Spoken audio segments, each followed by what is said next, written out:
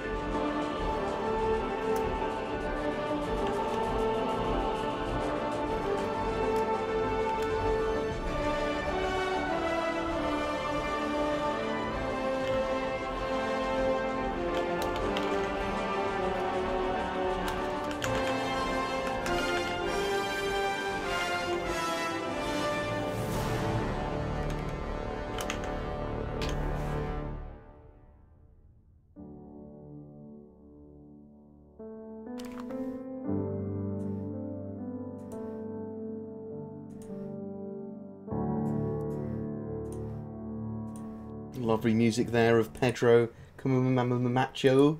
I can't say his name very well, apparently. But what's new? I'm not very good with names. Hello, and welcome to Star Citizen Talky Stuff. I randomly kind of stream and podcast and talk about Star Citizen and answer questions and talk about the week's news and, you know, try and interact with people because I find that's a good way of working out what videos I'm going to do next. And what the community wants, and you know, my community pretty much pays me by watching my videos or donating or Patreoning. Yeah, so I am away from Monday to Friday at Nottingham in a Centre Parks, sort of for a filming and gaming fest thing. We're doing a private LAN party, me with a load of my mates, and we'll be streaming a lot of it. I'll try and get some. Thank you very much, Thrace. PM. Oh, you fucking legend. Okay, no worries.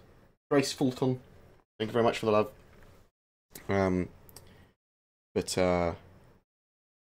Yeah, so I'll be on it next week. Tricksy little hobbitses. And I'll be Raging Sage. Oh my god. Thank you. I love your face.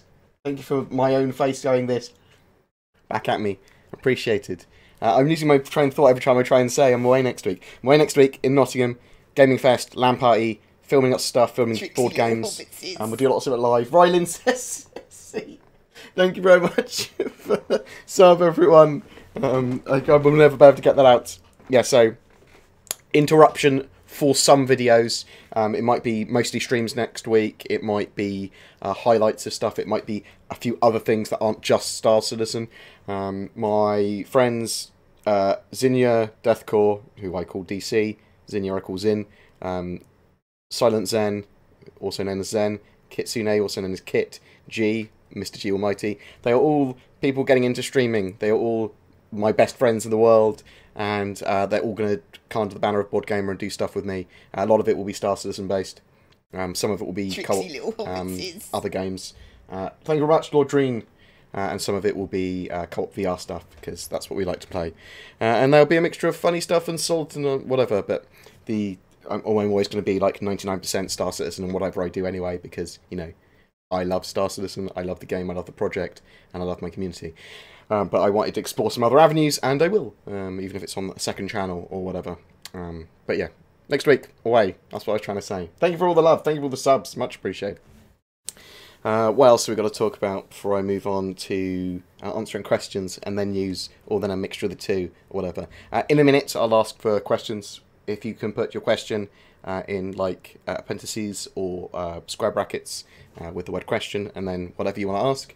It can be about Alpha 3.0, it can be about Eva Carty builds, although I won't be able to answer much about Eva Carty stuff.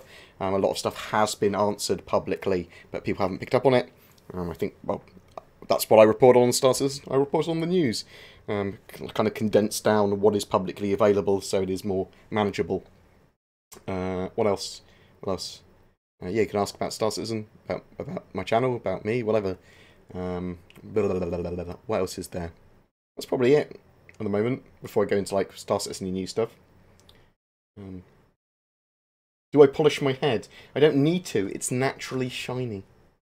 What are your thoughts about having land claims? What are your thoughts on having a land claim to serve as a newscasting HQ? I think it's cool. I think it's a cool idea. I'm not sure if you'll need it as a newscasting HQ unless you're literally casting from that venue for some reason. If they allow you to fully customize the interiors of those of your land claims, of your outposts, then you could set it up as a studio, and that would be cool. So yeah, if we get fully customizable interiors where you can put furniture and paint it and put backgrounds and stuff in, then fucking win. Yeah, that would be great as a newscasting HQ. I love the idea of land claims. As long as CIJ don't sell land claims separately for IRL money, I'm very, very happy with land claims. Is stealth working in 3.0? Yes, significantly more than we've previously had anyway.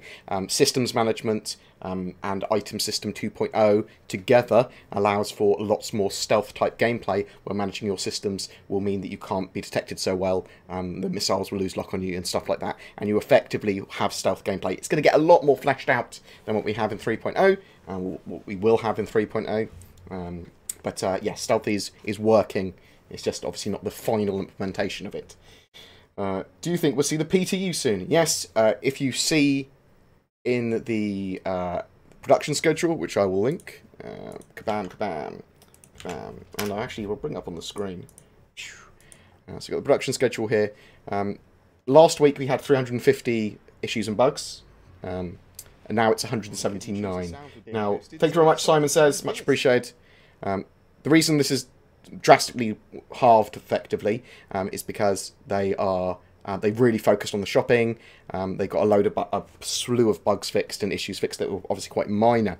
Now they are working on an MVP for the PTU, so lots of letters there. The Public Test Universe is the PTU, and that's the next phase of this 3.0 Eva Carty patch. It will go into the PTU phase, which will mean it will get into Eva Carty testers, so public non-Eva Carty testers. It might be done in waves like we've had previously, so only a few people get the first wave, but then it quite quickly, rapidly gets into everyone's hands. The great thing about PTU is you can create content on it, so Eva Carty members, PTU members, everyone as soon as it goes to the PTU build can make videos on it, can talk about it freely. You'll see loads of videos and stuff like pop up almost immediately. within minutes. You're not allowed really to use any Evocati footage, so I'm not at an advantage by being in Evocati by filming, because I'm not allowed to use that footage. That is NDA'd footage. I'm not supposed to take footage in the first place, in fact. Cogito831, thank you very much for the subscription, that's the words. But they're working on this MVP list to further reduce this 179 bugs so it can get into the PTU people's hands quicker. And what does that mean, though? MVP is a minimum viable product. Star Citizen and CIG use MVP to describe getting individual patches. Thank you very much, DC Mining. Much appreciated. No worries.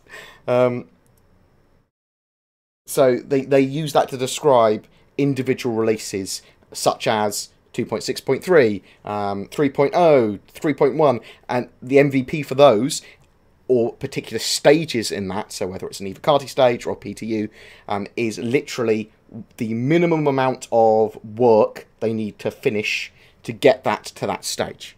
That is what an MVP is in the context of how CIG use it.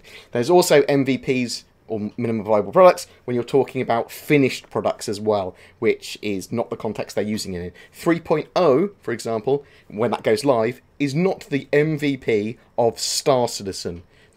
No one would be happy with that. I would not be happy with that. I would throw shit at the screen. It's good to remember that. So MVP for Star Citizen will be the release, basically. For the full game. I've had lots of questions about that recently. I think there's probably been something about in the media or something that I've missed. Yeah, so that's what I wanted to say. But yeah, so expect that bugs list. You're the real MVP. Oh, thanks very much. I'm the real most valuable player rather than the otherwise I'm the minimum viable product for a YouTuber. Oh, thank you very much though. Much appreciated for the sub. I got what you meant, I hope. It's like a really backhanded compliment. But that 179 bugs will diminish significantly next week while they come up with that list. Because basically what they do is they'll be looking at all those bugs and all those tasks and going, what don't we need to fix for a PTU? It's like, oh no, this works fine. Oh, we can sort that out later or whatever. So they might get that down to, they might halve that, they might get that down to 50, or they might only knock 30 off it. But you'll see a load of bugs knocked off that, hopefully, as well as loads fixed as well. So, rapid iteration, hopefully getting out by Christmas. That's what the plan, that's what the hope is. I say the plan, I'm assuming that's what CIG's plan is. What else have we got here? Will most ships be available for LTI purchase during the anniversary sale? No, unless something crazy happens. Traditionally, what they do on anniversary sales, which start this year on the 24th of November, so next Friday? Yeah, next Friday. They have 6 years insurance this year. Sorry, 5 years insurance this year. That would be the idea, 60 months. Every anniversary, because this is the 5th anniversary, they've had that many years insurance on. That's what they've done in the past. So last year had 4 years insurance on each of those ships that were sold. If it's a concept sales ship, or possibly if it's the first time a ship's ever gone on sale, because for this anniversary sale we have 2 either ships or vehicles. I think they're both ships. They implied they were both ships. Let's actually look. Sorry, my background's all fuzzle-wuzzled. No, that is not what I wanted to look at. That is what I want to look at. So, throughout the events between the 24th of November and the 4th of December, we'll be running special activities and some cool stuff.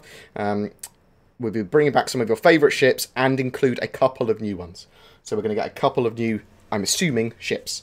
But each of the days from the 24th of November is going to be focused on a different manufacturer, and those manufacturers will see most, if not all, of their ships on sale. What's up, Warrior? How's life? Sorry, don't have a Star Citizen related question today. Thanks for streaming today. KW0311, I love your fucking face. Thank you so much for the donation. That's very much appreciated. You never have to, and you always seem to thank you. You're a star. Thank you. But yeah, so 2 concept ships, one of which is probably this one, which looks like, seeing that we're starting with Anvil Aerospace on the 24th, looks like it's going to be an Anvil ship. It looks like an Anvil ship anyway. And it's either going to be like an Anvil gunship or an Anvil light fighter. That's what it looks like to me. But I'm not sure. Because The reason I'm not sure is because going forward, instead of spoiling a ship reveal early, we'll be releasing all information about the concept ship, including its price at one time. So expect to see. Thank you very much, 4God01. Much appreciated for the sub. Typically, we were supposed to be getting a week earlier than from when a concept sale started with the price and name of the ship, or at least the price of the ship. Now they're not going to do that. Now they're just going to go, right, bam, this is the ship. This is its price, this is its name, all on that concept sale time. And I say all on that concept sale time, it's probably going to get a Concierge pre-release, because Concierge, the reason Concierge will get to buy that ship a day earlier, because they are the people that buy all the ships that come out, like the significant portion of them. A large percentage of Concierge members will just buy a ship, whatever it costs, because that's why they're Concierge in the first place, because they throw money at Star Citizen. I'm also Concierge. So, take that as you want. Right. Yo, Bored, me and my head chef are at work. Just got into Star Citizen. Can you tell him why an Avenger is better than an Aurora? The Avenger is just basically better in almost every way. It's probably not as tanky, the Avenger, on actual taking hull hits, but the Avenger has more cargo space. It's got more hard points. It's got missiles and gun points, and it can be upgraded a lot better. It's going to have higher quality. It's going to be faster. It's going to have higher quality components, or have higher quality upgrades and components available to it. It's just significantly better craft for pretty much everything. Thinking about it, the Titan very much allows you to do a little bit of everything, and is effectively the step up from your starter ships. It should be the ship you're aiming at straight from the starter ship packages, from whether the Mustang or the Aurora you've gone for. Sidestep as quickly as you can into an Avenger Titan, because it gives you just a nice tier upgrade. We'll be looking at those ships in a lot more detail as soon as the ship matrix is settled. And I use the term settled because the ship's matrix has a few little issues and errors on it at the moment, and it's going to constantly change, the ship's matrix, and get updated with the latest stats of all the ships, and those ships are constantly being balanced and fluctuate. But before I start doing a whole ship buyer's guide on it again, I just want to make sure there's no major errors that I'll then go, the Aurora's grown by 18 meters or something like that. In your opinion, do you think they will release a newer Anvil ship? Can't remember the name. Want to say Hurricane, but I think I'm wrong. That has a flat profile. Are you thinking of the Stealthy Stealth? I can't remember the name. I can't remember the name of any ship. All the ships have left my brain. The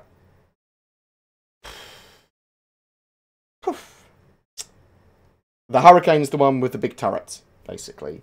Oh, this is why I shouldn't stream late at night.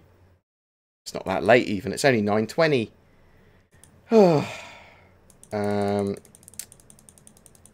I'm gonna have to find the name of the two ships that are in my head.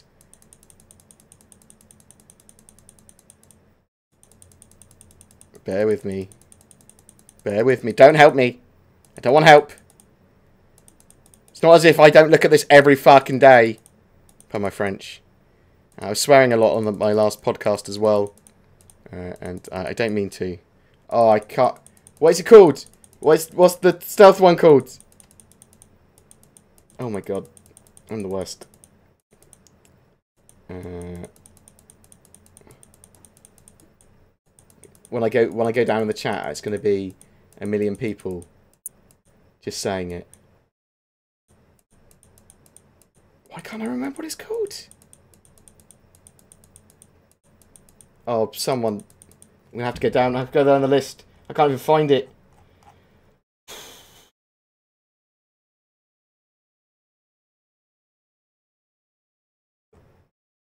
Eclipse. Thank you. I couldn't remember what it was called. The life of me. I had a total brain fart. Thank you so much. It is the Eclipse I was thinking of. I just couldn't. I couldn't words. I couldn't think. Oh, how embarrassing. Taxation is theft. Thank you. Yeah. Why not?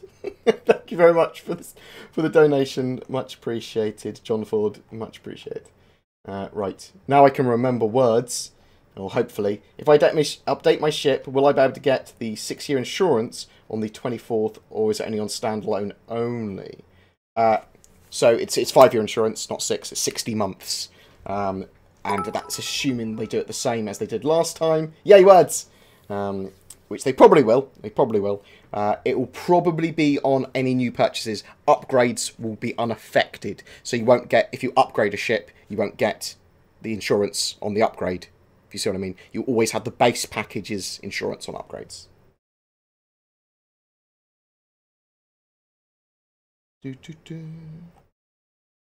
Has there been any talk of flattening out the top tier of combat ships from being Hornet-centric? So when you get 3.0 in your hands, it's a whole different beast. The flight models changed significantly. Weapons and systems that you can now swap around, and the different hard points have all made it a bit different. Once you have it in your hands, you'll know it's going to be at the moment, it's going to be relatively Hornet-centric when you're fighting if you're playing Arena Commander, but less so in the PU. But that is getting a lot more balanced and changed. So you'll notice a significant difference from Hornet-centric meta in 3.0. Banu Merchantman 3.0, hangar ready. Carrack 3.1, hangar ready. No. Does anyone know how many Saber Ravens are available? No, so I think it's a limited sale of the Octane drives, so a limited run. I'm expecting probably 3 months worth. Probably until like March or something, maybe? That would be my expectation. Do you think we're loading torpedoes in the Polaris will be a crane or racks of several torpedoes at a time? Will it take several people to load a tube? I don't think it's going to be done by people, by hand or anything. I do think it will be crane and locked in or loaded in, like as a turny loader. I suppose how do you get them on there in the first place is the thing. Probably by forklift or something. It's not going to be, no, not going to be lifted. They're huge. They're huge things. Tricksy little hobbitses. Thank you very much, Ripple Maker. Ripple Leak Maker? Rip Leak Maker? I don't know how to pronounce your name or anyone's name ever.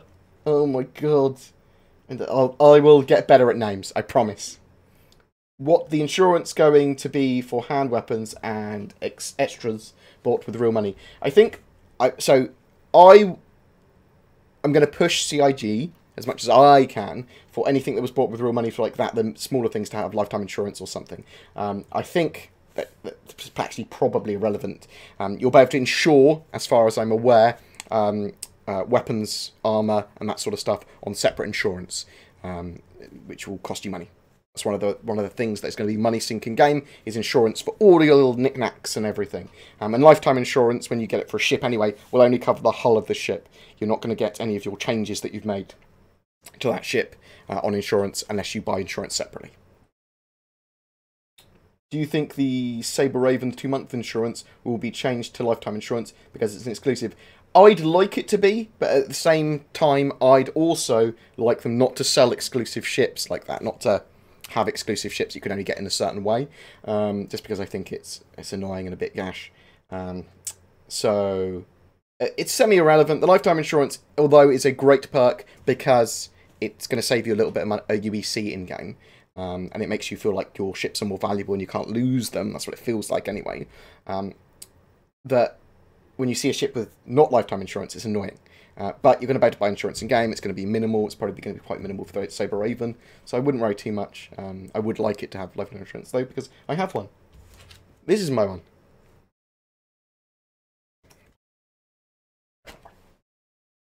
Thanks for what you do, BoredGamer. I've enjoyed your videos for years. Oh, thank you.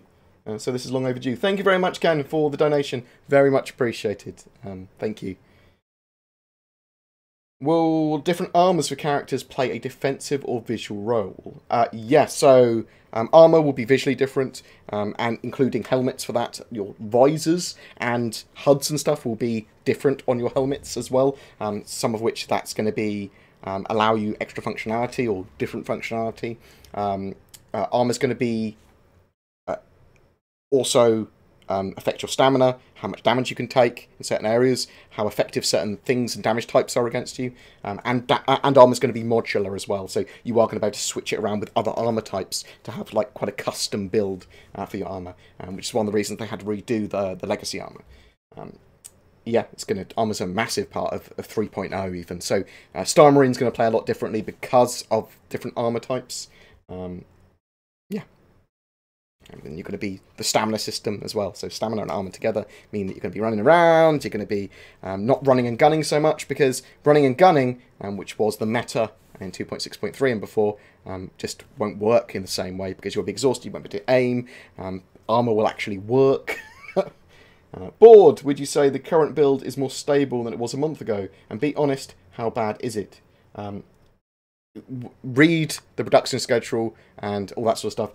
It is accurate in saying that the builds are more stable and they're testing lots of other stuff. Yes, it is very accurate. CIG are not lying to you in ATV or the production schedule when they're talking about it getting towards a PTU build. That means that it's a lot more stable. The Evocati there are to fix bugs and to get those patches stable before they go out. And because they are thinking and doing reviews daily to get that PTU out, it's a lot more stable. Thanks for all you do, buddy. Thank you very much, Samuel Kings, for the donation. I love your face. Bored, I'm putting together a video intro to my org. Is it right to use some of your massive gameplay cut footage? Yeah, so if anyone wants to use any of my footage for the purposes of all videos, gameplay footage for their own Star Citizen videos or whatever, as long as they're not untoward, then go ahead. I'll give you permission. Keep up the good work. Thank you very much. Much appreciated. Anderson Johansson. And Anders Johansson, thank you very much. Love your face. Thank you very much for the donation. Yeah, feel free to use my footage and stuff, kind of at your discretion. Try not to use my voice if you can, because it's... well, actually, the worry is that people will just upload my videos on their channel. I do not give permission to have my videos directly uploaded to your channel with no changes. Funniest bug in 3.0, can't talk about it yet. I won't be able to talk about it at all, probably. It will have to be something you hear from CIG. Funniest bug. Can't talk about the actual contents of the Evocati patches.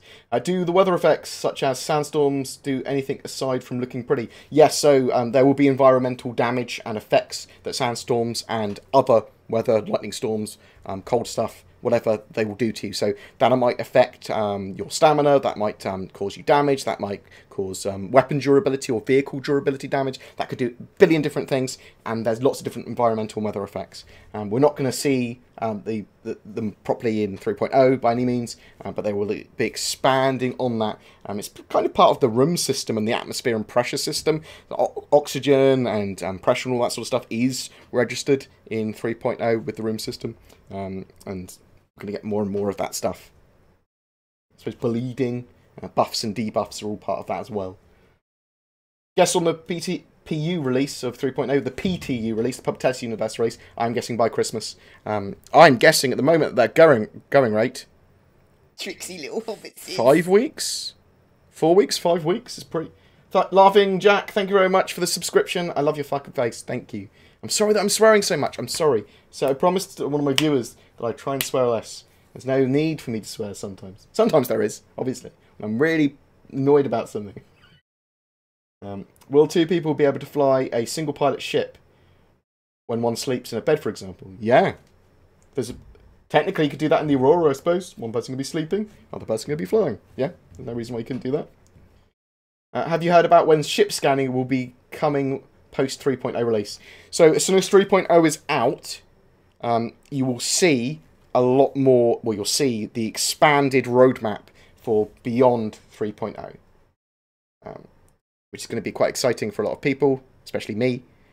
And we'll see where a lot of the different game mechanics, including probably expanded scanning, coming out over the next at least year, hopefully pushing all the way into beta. I want to see exactly what game mechanics they've got planned, exactly where they fall, how much they've done towards them. 2018 as well is going to be the year of the ship. There's going to be so many ships actually becoming flyable. So Do you believe 3.0 will get pushed to BTU next week during the anniversary sale? I think that's very unlikely. Possible, but it's like 1 in 10. It's very unlikely. I haven't actually used the Defender yet, obviously. No one has. I can't have feelings on the ship until I use it. It's an odd tier of fighter. It's obviously supposed to be longer range than the other fighters. It's like an escort fighter, so it's going to have a longer range. But when I talk about escort fighters and stuff, then I'd consider like maybe a Vanguard would be better. So when I will be using the Defender, I'll be comparing it to a Vanguard in most regards, probably. Because if I have a ship that I can land on, I'll probably want a Hornet or a Saber, because they make much better use of those short-range fighters. But if I've got a ship that doesn't have that and I need to escort it... Thank you very much, DC Mining, much appreciated. When do you think they'll start to sell all the normal ships all the time, not limited or special edition? I don't know. Their marketing's done very well to generate hype and sales. Ted, so I don't really know. When 3.1 comes out, we're going to be able to buy ships in game. We're going to be able to buy systems and weapons in game in 3.0. And we see a lot of the flyable ships available. As soon as they become flyable, they go on sale like permanently. So I don't know. I don't know if we will actually see all of the normal ships on sale until like release. Like they might be do like one last release sale before they release the game, and then move just onto game packages. I don't know. Will the Polaris stay as its concept price when it's still marked as in concept? Yeah. So most ships will remain at their current prices until they become flyable. Not always, but mostly. So when 3.0 goes live, a load of the ships there that are coming out with 3.0, which will be the like Constellation Aquila, the Cutlass Black rework, you've got the Aurora rework, but that's not going to go up in price, I doubt. You've got the Nox, you've got the Dragonfly, you've got the Prospector. They're all going to go up in price, most likely, because they're flyable. Not by huge amounts. Any thoughts on dropships for mobile infantry? Yeah, I love the idea of it. I think that we'll probably need it with base building. We'll probably need that kind of dropships or ways of deploying infantry on the ground quickly.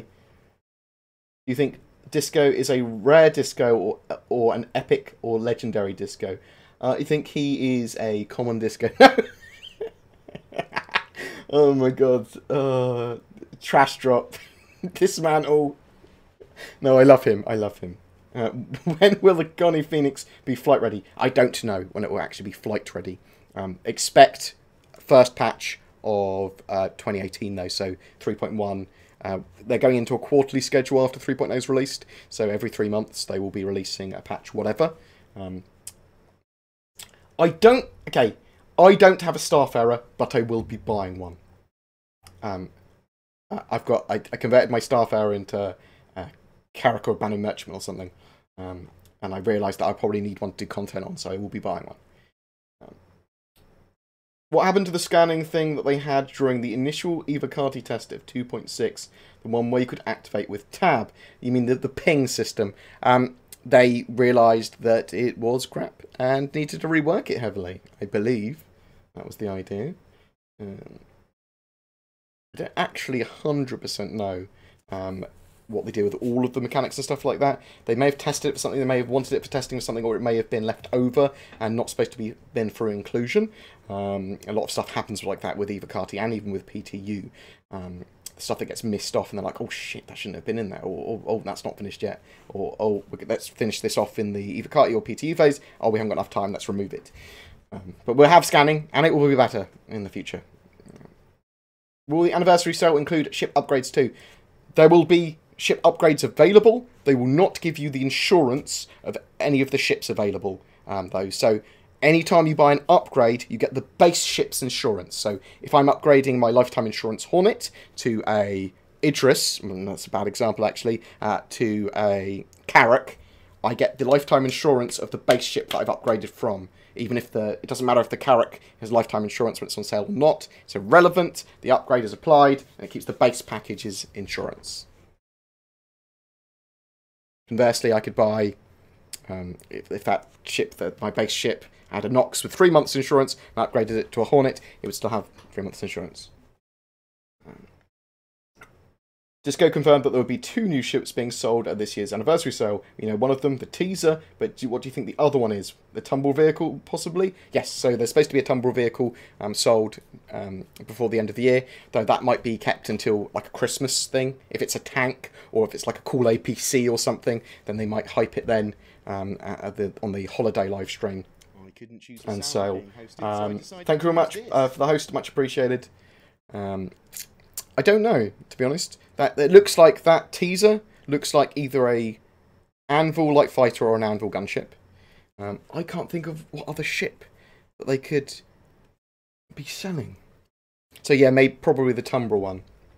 Normally I've got loads of ideas. Normally I've talked to people I've seen on Reddit. There's people doing rumours about stuff, or there's been like a whiteboard leak, or I've just had a studio tour and there's been drunken devs afterwards or something. But this time, just nothing. I don't know. So only the Tumbrel and only that teaser one that I've seen that I know that will be going out this year. Oh, someone's donated something, because I can see in the corner of my eye someone literally throwing money at me. Anders Johnson, thank you very much. You pronounced it right. I pronounced it right. Thank you. Johansson. I immediately get it wrong. I'm the worst. I'm the worst. Thank you very much for the donation. It's the irony in just getting it wrong immediately. I'm so sorry. With anniversary sales, are there discounted starter packages? Occasionally, yes. There have been in the past.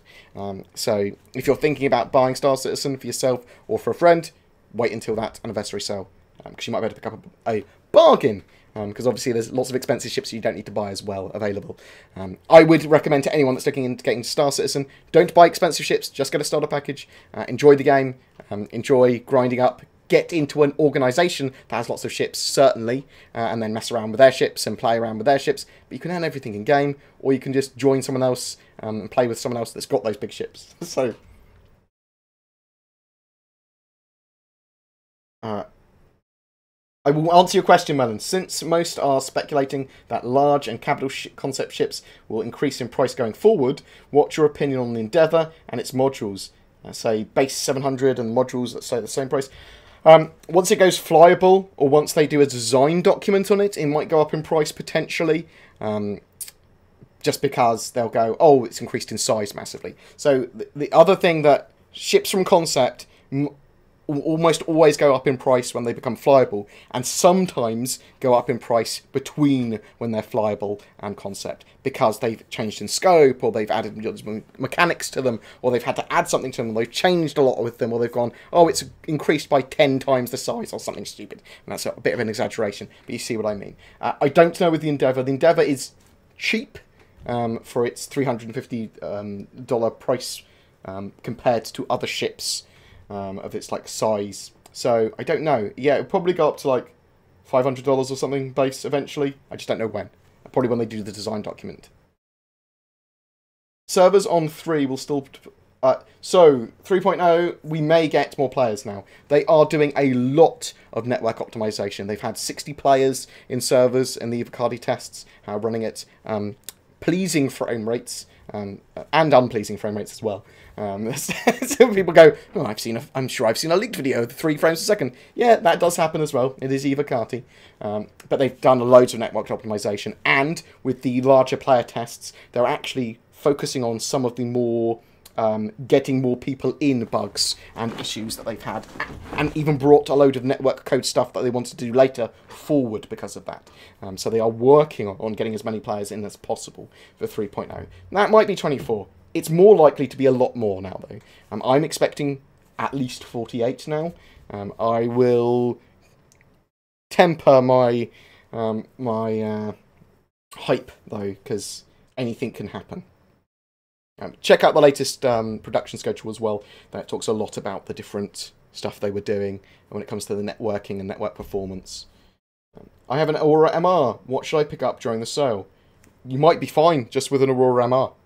I possibly wouldn't pick up anything. in the moment, I actually prefer the Mustang Alpha to the Aurora MR on paper, and I like ships that are getting reworks because I like, if I'm excited about them now and they haven't had their rework, when they get their rework, I'm going to be really excited because they're going to look cool.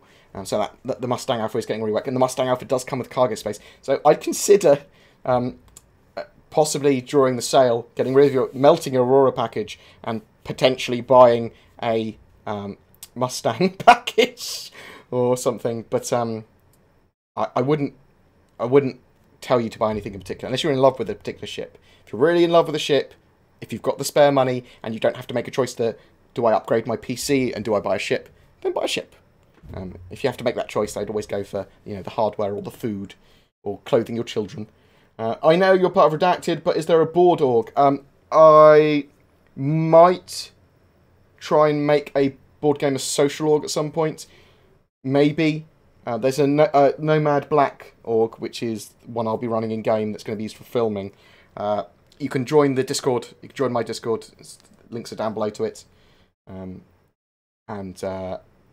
Yeah, organise gaming and playing and socialisation there. I've just started to get back more into the Discord and starting to connect with my community. That's one of the reasons I do these live streams. Are they going to remove the ships shop from the website when you can buy them in-game, or will they be on sale from the website? They'll still be on sale from the website. As the game gets closer to launch, they will remove them. So they will remove the ships to buy on the website at some point. They'll just be selling UEC and game packages with a limited range of ships attached to those game packages. So I think probably, that's the plan anyway. Something like starter packages all the way up to like a Constellation starter is probably what they do. How will combustibility work on player-made bases? Will I be able to label a landing pad with my name so people... Customizability... Okay, let's understand. You can court-martial them if they land on your pad. Well, I don't know. I don't know what the customization is going to be when it comes to interiors and exteriors, whether you'll be able to paint them yourself, whether you're going to be able to put your org logos and write stuff. I hope so. I think that's probably what CIG are working towards. Quite a lot of customization there, but I don't know. I would like to, have your name written on stuff. What do you think is... Science gameplay is going to be in-game? Science gameplay covers a lot of stuff, including light exploration as well. So science is going to include the surveying of ground and land, so literally mapping it. That's part of exploration as well, but literally looking at what minerals are under the ground as well, so that you can sell that land. It's also going to be scanning down anomalies, scanning lots of stuff down that aren't necessarily anomalies, but you can research, bringing back plants and animals and wildlife and compounds that you found on planets to research, and then number crunching them, and then printing that information out, and then selling that information, and then possibly using data runners to get loads of that information and sell it at a higher price at a different area. There is going to be ways of manufacturing drugs, so there's going to be manufacture there, there's going to be farming as part of that, there's going to be overclocking. Well, overclocking is literally... Thank you very much, DC Mining, love your face. Take care, I'll see you in a bit. It's overclocking items, so we'll have weapons and systems that we literally overclock. What else? Lots of different types of scaling down. You've got the exploration elements, you've got the manufacture, I've got the research elements. There's quite a lot of gameplay in the science stuff. Farming is going to be quite an interesting one as well. Yeah, it does cross over a lot with exploration as well with science, but yeah, lots of science gameplay. I'm trying to think of it that's more medical. Sorry if I just like tail off when I talk. I'm quite tired. Not my normal level of tired. This is tired because it's quite late, and I got up from a nap and I went, I better stream. I think I should stream. I'm worried about 3.0 not having enough content to play once it's out, and everyone overhyping the patch itself. You as an Evacati, are you allowed to tell us anything about the amount? So, I'm allowed to tell you what I think 3.0 is going to be like. So, 3.0 is still not a full game or anything. It's a patch that most people will probably have to get like 30, 40 hours of gameplay out of before they get bored, and then Star Citizen hardcore gamers that are like really into Star Citizen will be able to get hundreds, if not thousands of hours out of it, because they'll be exploring planets and they'll be doing stuff with orgs and stuff together. There's a load more tangible gameplay than we've previously had, like loads more, and some hooks to play. When I talk about hooks to play, what I'm talking about is progression, being able to buy stuff. 3.1 will have a load more content beyond that, and the ability to buy ships with Alpha UBC in-game as well, and then expanded content all from 3.0, like the second iteration of a lot of it. So it's going to be loads and loads of gameplay there. But 3.0 isn't this, like, end game state or anything. It's not sort of like, now the game's here, yay! It does, however, represent lots of tangible gameplay. Alter56, thank you very much for the bits. So, yeah, I mean, it's amazing. It's going to look beautiful. It's going to be great. It's going to be amazing for me because I love Star Citizen. It's going to be amazing for anyone that's enjoying Star Citizen. But it's still an alpha patch. It's still there for testing. It's still just the foundations of the game. The 600i is now listed at over 90 meters long. Is this a mistake, or did the ship grow? I believe the ship grew. It is. Let me just double check to make sure it's still listed at that length. Yeah, 91 meters. It's a big ship now. It's not huge, but it's big.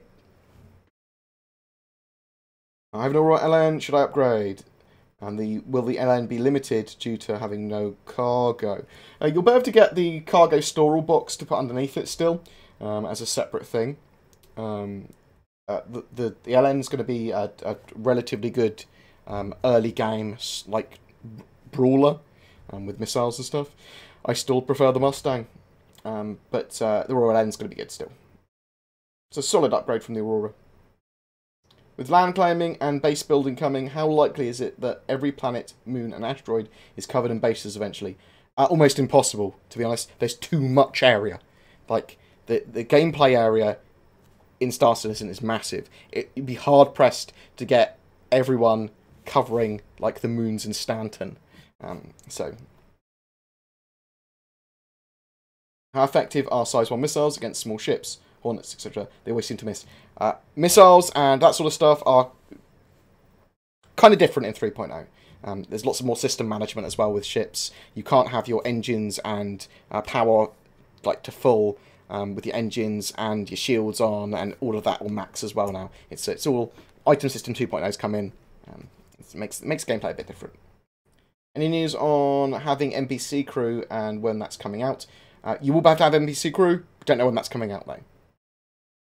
Having bought a large ship, I'm worried I will have a hard time flying solo. You probably will have a hard time flying solo, but there will be options for you to fly with NPCs.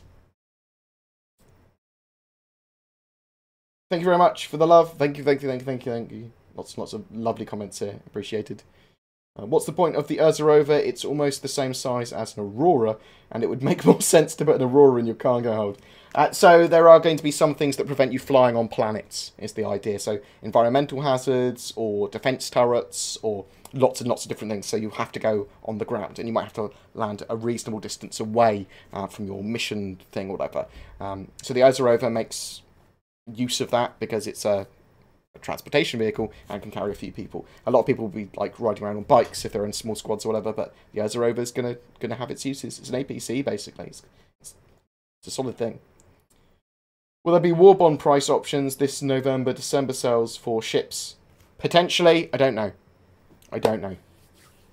Definitely for the concept sales, there'll be war bonds, and I suspect there will be war bond packages. So yeah, probably some war bond sales. Makes sense for them to sell war bonds because they're cheaper. People buy them. And the marketing, they like money. Why wouldn't they?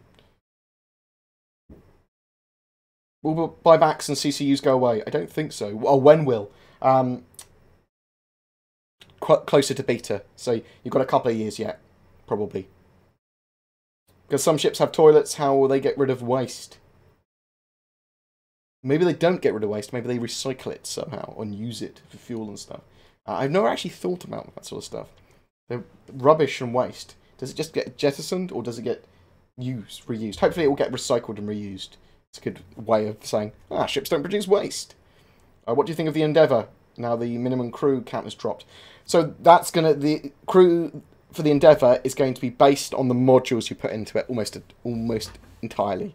I suspect. The Endeavour base has a minimum crew limit that's dropped because it doesn't need many crew. But when you start adding those modules, they're going to need crew. Hi, BoredGamer. Have you got any news on the new Anvil Light Fighter? We don't know if it's an Anvil Light Fighter, to be honest. We just assume it is. I think it is. Could be an Anvil gunship, though, if it's at a different scale from what I can work out.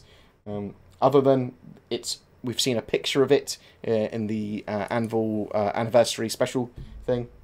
Yeah. Without breaking the NDA thing, how far do you think Squadron 42 and Star Citizen is going? So, when I was at my last office tour, Squadron 42 and Star Citizen have been worked on significantly further beyond than what you've seen in any of the episodes of ATV or anything. They've worked on 3.1 and beyond. Loads and loads of tech that's gone beyond anything that they've shown. I'm not sure why they haven't shown it. And stuff that I did see for Squadron 42 looked pretty good. And like the stuff I saw was complete and all the ships and stuff. So, yeah, lots of work on it. Looks good. Cool. Really pissed off I can't talk about it.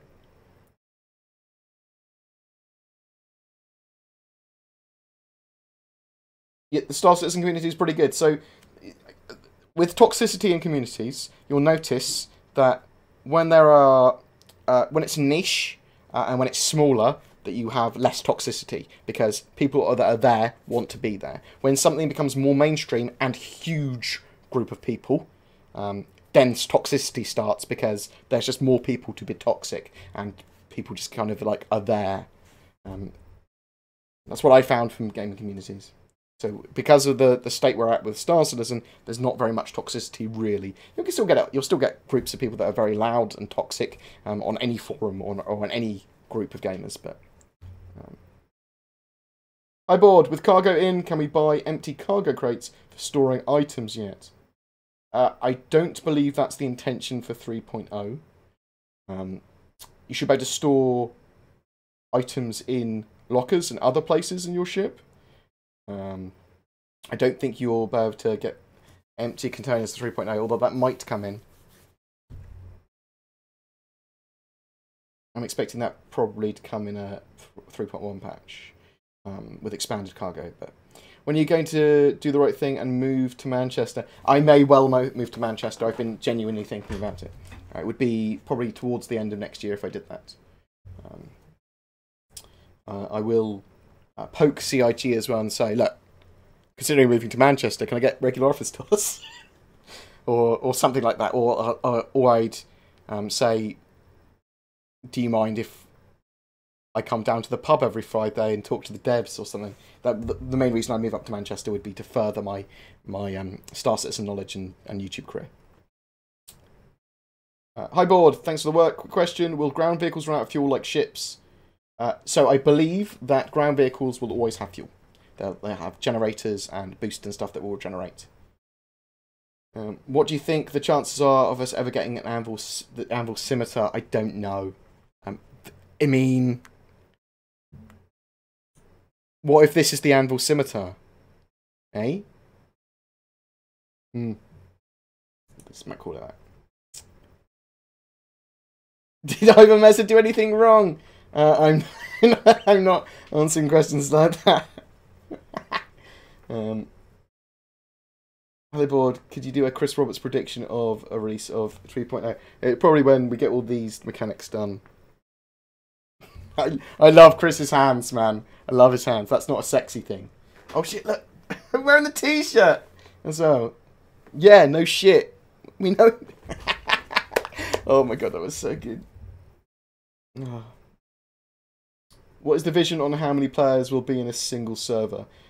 Eventually, all of them. That's it. They're going to use server meshing. It's the idea to have every player in the same server. That is the vision.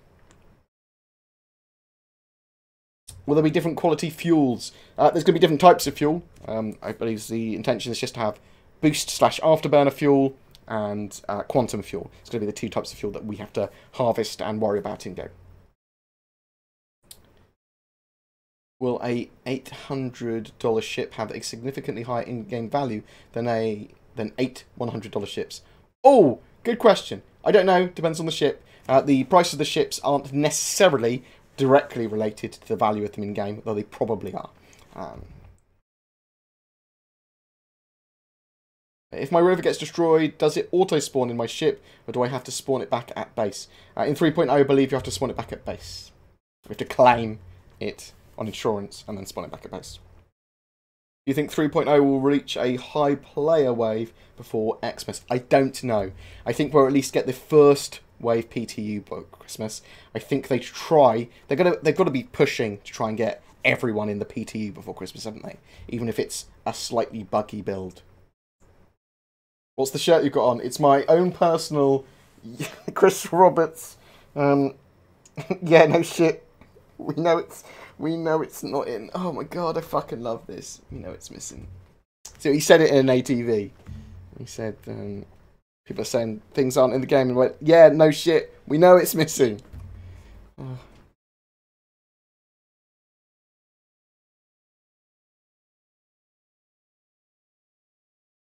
Bored, will we ever see a drop ship module for the Avenger? It's quite small, so probably not. That said, it is like a little police cruiser thing, isn't it?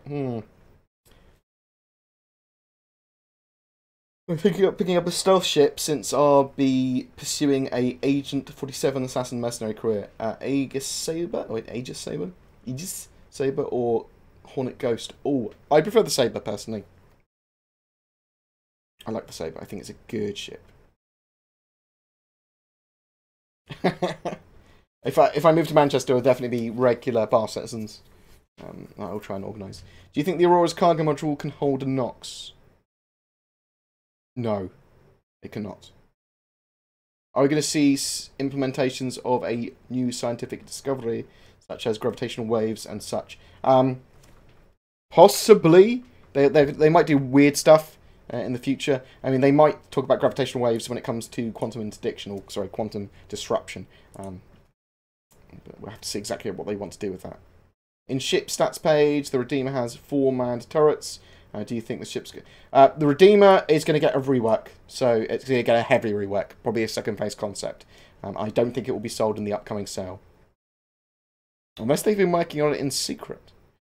Do you think the ship is the Anvil Pisces for the Carrack, a light scout ship? It's the Anvil Pisces, or the Pisces, is supposed to be like a light snub, I think. So I think that's too big. I think the ship we saw was too big. What language are you most excited about being developed? I don't know. I'll probably get more into the Tavaran stuff because I quite like Future Japan and stuff. Do you expect the Idris Medical Bay to be able to work like the Endeavours, where some people can spawn and revived? I'm expecting medical bays to act as respawn points, but with different scales and different like cooldown timers and stuff. So smaller ones will have long cooldown timers and only be able to cater for like 2 people respawning, whereas the Idris one might be for like 5 people, and then the one that you could get with the Endeavour, the Hope Hospital upgrade, would be like 20 or something. That's my kind of expectation, roughly. Will there be underwater activity, vehicles and things in Star Citizen? Yeah, I think they are going to be looking at underwater stuff. They're definitely doing water and wave simulation and cool stuff with water. I expect to see boats. I expect to see, yeah, probably some underwater stuff. I'm just not sure exactly when that will start appearing. Can we rent some ground vehicles in 3.0? I don't think so. You'll be able to get them. You'll be able to steal them. You might be able to get them as mission rewards. You might be able to get them in 3.0 somehow. What are my options in 3.0 when it comes to using turrets, apart from multi-crewing with other players? So, depending on what turret you're talking about, you might be able to slave them, but you're not going to be able to use NPCs or AI. It's going to be multi-crewing in most turrets you're talking about. Hey Bored, great stuff. Any idea with Terrapin going to production? The Terrapin is pretty close to completion, if not completed. We saw a little part of the Terrapin. Let's actually bring that up. No. Media source, browse. What am I looking for? I'm looking for my cut of CitizenCon. In a minute, you'll see a Terrapin. So, probably like 90 seconds. Do you get to die a lot before losing your ship forever, or just one die if you don't have insurance? If you lose your ship once the game is released and you do not have insurance, if you lose that ship, you've lost your ship. Yeah, you just lost it. Sorry, you should have got insurance. Ships come with like at least 2 months insurance, normally a lot longer, and you can buy insurance in game. You don't have to spend real money on insurance or anything. I upgrade my freelancer that got lifetime insurance from a dragonfly to a carrack. The lifetime insurance will transfer to the carrack. Correct. Yes, it will keep the base insurance of the package. Whatever the package currently has, when you upgrade it, it keeps that. Is it possible to upgrade one of your lifetime insurance tokens to a Saber Raven? I don't believe so, no.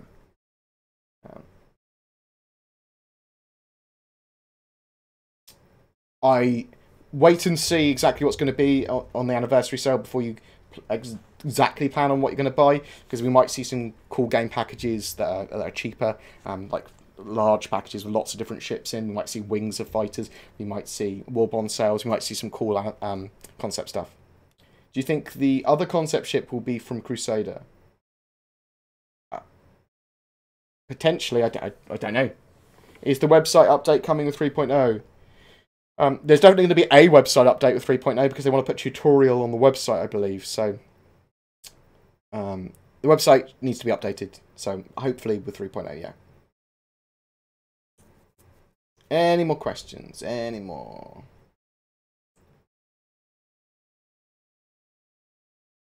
So say you're a dumbass and don't insure your ship and lose it. Does that mean you have access to the game, but you're essentially just on foot?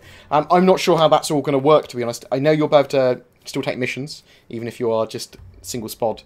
You'll probably be able to rent ships. You'll probably be able to take ships where you effectively get given a ship, like a prospector or something, to do a mission. But then you have to give it back, or you don't make as much money because you've done that. So there will be ways around that. I think the idea is that they don't want you to lose a ship and then be totally fucked. They might have legal requirements for insurance and stuff as well, maybe? I don't know. Hey man, do you know about the Redeemer rework? I feel like you've seen some sort of sneak peek.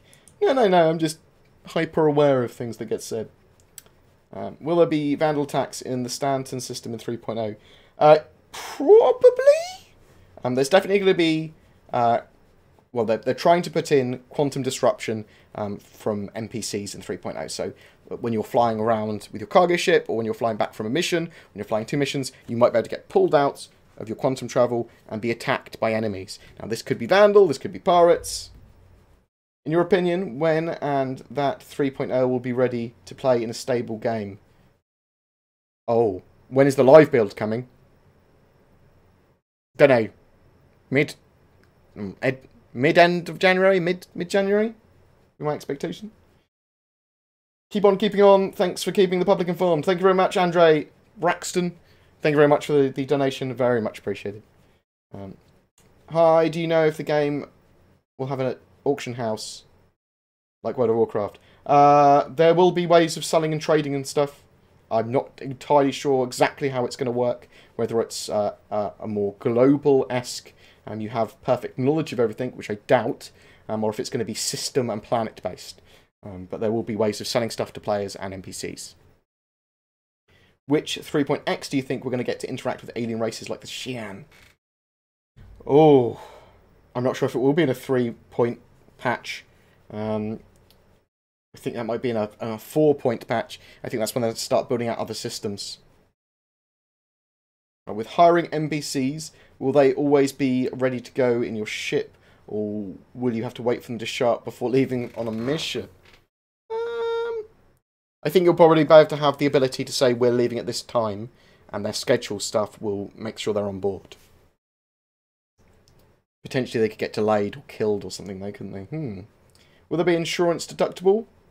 So it might take, if you keep on losing ships or whatever, it might cost you more money to get your ship expedited. So if you want your ship immediately, without having to wait, you might have to pay a premium for that. It might take, if you keep on losing your ship, you might take a few hours or days, or weeks, even longer, before it gets delivered to you. So bear that in mind. They have to actually have these ships in stock and stuff to deliver them to you as well. There might be waiting lists. Do you think they will add a mechanic to pull other players out of their cockpit after using EMP to steal their ship? To get them out of their cockpit?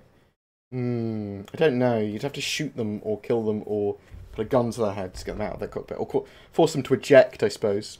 I don't know. You could probably force them to eject. Maybe to eject, though, you might have to recover from the EMP.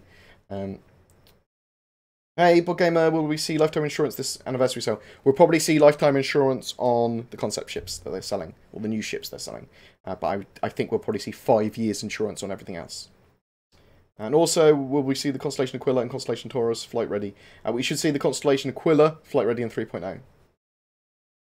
Oh, if you're buying Constellations during the anniversary sale, I don't know.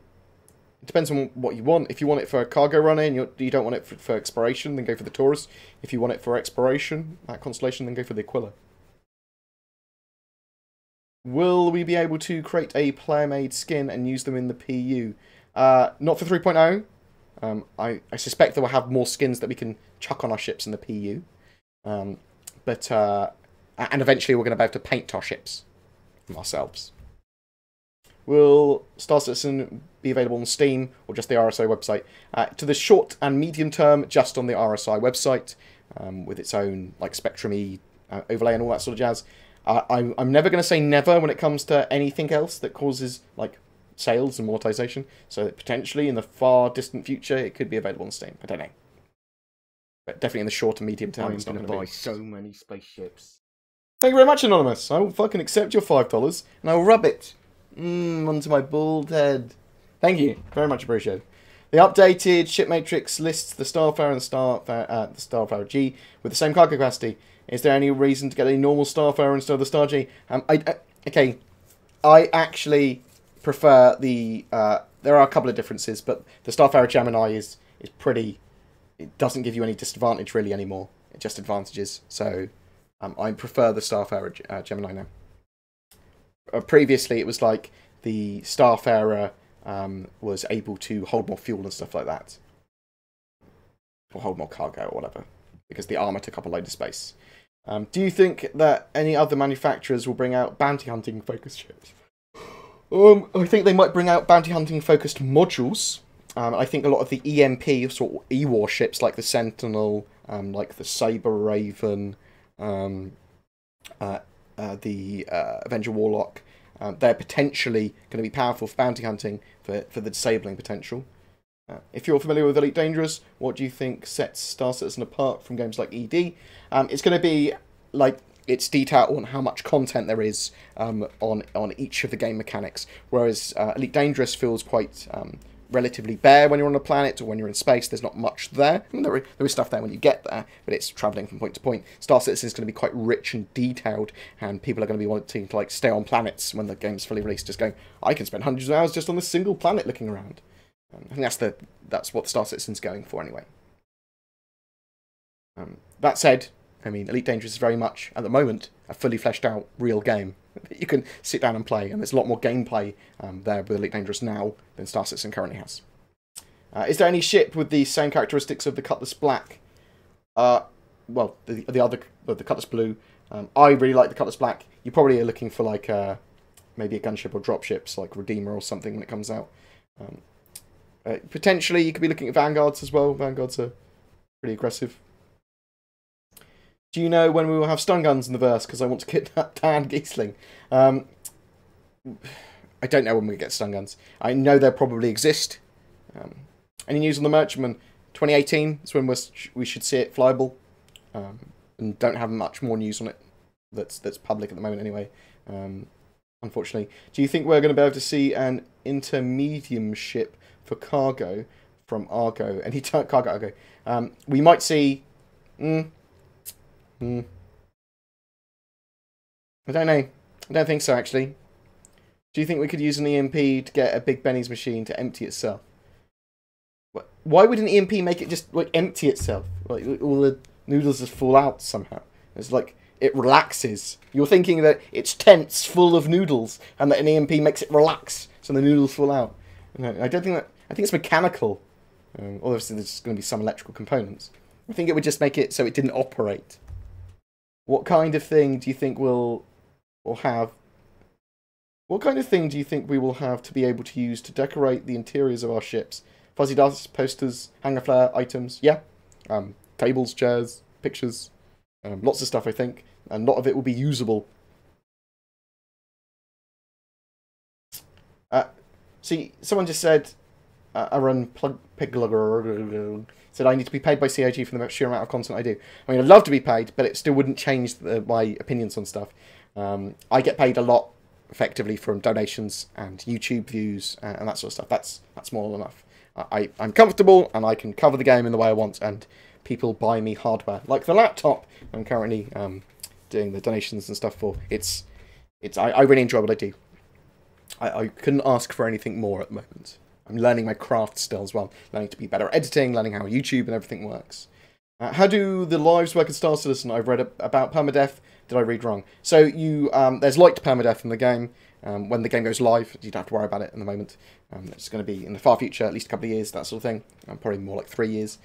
When you die, you'll respawn at an appropriate medical facility. If you die a lot, eventually you could permanently die. If you permanently die, you have to create a new character, but all the ships and everything that other character had will be sent to the new character as this next of kin, basically. You inherit all of his stuff. There might be a bit of death tax, there might be reputation loss. They want mortality to mean something in game, and they want it. They want you to be careful and have like risk reward and stuff. There's probably ways of getting like your lives effectively back in game as well. So it's certainly not a heavy death system. Can exploration ships such as the Aquila and the Touring Phoenix act as personal transports to scan for enemy pirate bases and then plan for solo insertion with your rover 10 kilometers away from the pirate base to raid it? Potentially, yeah. So that kind of scouting and information game where you're researching an enemy's base before you go in, that's going to be really important. You're going to be able to sell that information to some people, even just the locations, just the layouts of the facilities, you know where the power plants are, great, that sort of stuff. Yeah, that's attacking enemy bases like that's going to be a thing. Updated ship AIs, how robust will they be? Oh, they're improving AIs. I don't know how robust they'll be. I don't even know how to answer that question. The intention is to have them very good AIs. I don't really know too much about they're moving away from Kythera at the moment towards their own home brand subsumption AI. It's going to keep on getting better and better and better, but it's probably the thing that's holding up the game the most is the subsumption AI. How much versatility will modules have? For example, can we only install half the holding bays in the Cutlass Blue, meaning there'll be more room for cargo or smuggling? The Cutlass Blue is getting a rework. It depends on how the module works. A lot of modules will just be a simple, this replaces this entire bay. So in that case, unlikely you could swap out half the holding bays. But I don't know how the new Cutlass Blue is going to work. Do you think an incident can happen, like in EVE, that could drastically and negatively affect the economy of the game? Yes, 100%. There will be story events happening. There will be things happening. There will be people causing blockades and pirates and people not doing missions that will cause drastic effects in certain systems and then have knock-on effects to other planets and other systems and all that sort of jazz. And there'll be story events that CIG runs and patch updates and vandal attacks and all sorts. And lots of player-made stuff as well. Or player-forced stuff, as it were. The Caterpillar and the Starfarer have similar sizes, but the cargo is much larger in the Starfarer. Does this seem like an error on the site? Not necessarily. The Caterpillar is going to be... It doesn't necessarily have that much cargo space. It's got a good amount. It is a cargo hauler. But the Starfarer's got a large cargo bay as well. And it's got all of its tanks as well for holding fuel. So you've got to keep that in mind. The Caterpillar isn't supposed to just be a cargo hauler, though. It can be used as one. But it's going to be that modular ship for lots of different uses. Do you think the snub/utility ship is ready on the Reclaimer? I don't know. I don't know that one at all. Will there be an in-game radio/video broadcasting for communication inside an org or a clan? They've got the potential to do that with the secondary viewport stuff and Avenger texture. Like the Sen, the Reliant Mako is like a news van, and it sounds like it's going to have that functionality. We've seen the render to texture stuff that they did on their wrists in the Gamescom as well. So potentially, yeah, you could have video broadcasting communication in-game. I'd love to see radio stations. I'd love to see people's channels, even my channel, appearing in-game like that. I think that would be great. I think that's probably the intention. How do you think security and crime will work in UE space? How hard will the consequences be for being caught doing bad stuff? It depends on exactly what you're doing. It'll be a mixture of fines, kill on sight, confiscation, running you out of systems, lots of different things. Land claims, insurance, fraud, space lawyer role confirmed. I don't think there'll be space lawyers, unless you do space lawyers internally in your own guilds for roleplay stuff. Hey man, do you know what the best EMP ship will be? No. I think that you're going to be able to modify a lot of ships to have EMP weapons. The best EMP ship on paper would be something with lots of redundant systems, so that effectively you can turn a load of your power plants and shields off, so that you can use, like, fly in into some of your engines, fly in, use your EMP, without having to turn everything off, and then turn everything else back on to fight. Because that's the idea. EMPs won't affect systems that are off or through shields. They'll damage the shield first, and then the distortion damage will go through to items. And one travelled to the end of the PU. Oh, shit. Yeah, why not? We will do it in a video one day. Gladius, Super Hornet, or Saber? Okay. Like, if you've got a free Gladius from recruits or something, keep the Gladius and just use the Gladius. If you're got to choose one, but the price isn't involved, out of the Gladius, Super Hornet, and Saber, probably the Saber for me.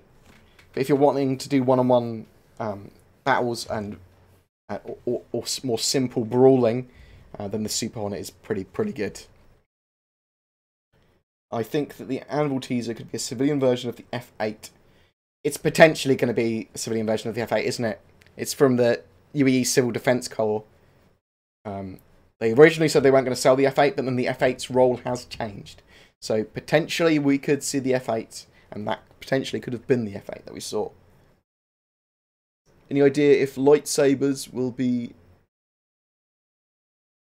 Oh, if lightsabers will be a weapon? I doubt it. We might see swords and knives and things, and potentially some other hand-to-hand combat weapons, but I doubt we'll see lightsabers. Are there any benefits to having multiple game packages? So I believe they're going to allow you to have multiple characters on your account. There's some talk that maybe those characters can be NPCs that you can have running your own ship, but I don't know. We don't know enough about those yet. Thank you very much. I'm glad that people enjoy my stream. I appreciate it. Do you think we'll have fun drug mechanics? You'll definitely be able to create drugs in the game as part of the science mechanics. I'm not sure if that's going to be usable drugs by players, although probably and potentially they might be used for medicine stuff, I suppose, as well. And if you sell enough to planets, they might start to get, like, in the news. You might not understand, like, see outbreaks or areas becoming more crime-ridden or whatever. Why do so many people think the Cutlass will get a price increase in price? Because it's had quite a heavy rework and it's flyable in 3.0. That's why people think. It might not get a price rise, but I'm expecting it to grow up by like $25, so it'll be $125. When does 3.0 come out? Please estimate. Wider PTU, I'm expecting by Christmas.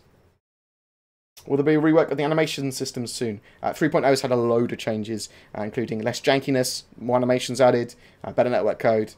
So, lots of cool stuff. Does the Argo have cruise speed in 3.0? It should have second stage afterburner, just like every other ship. If I steal a ship, can I insure it? In the short term, 100% no.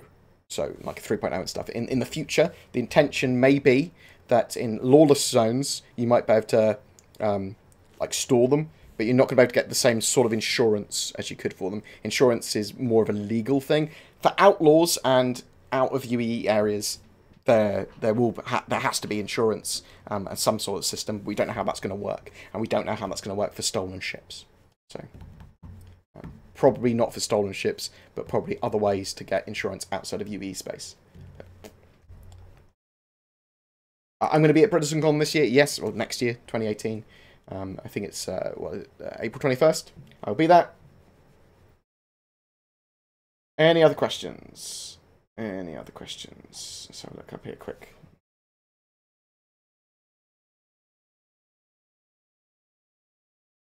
Could go for an hour and 20 minutes. Go for a little bit longer.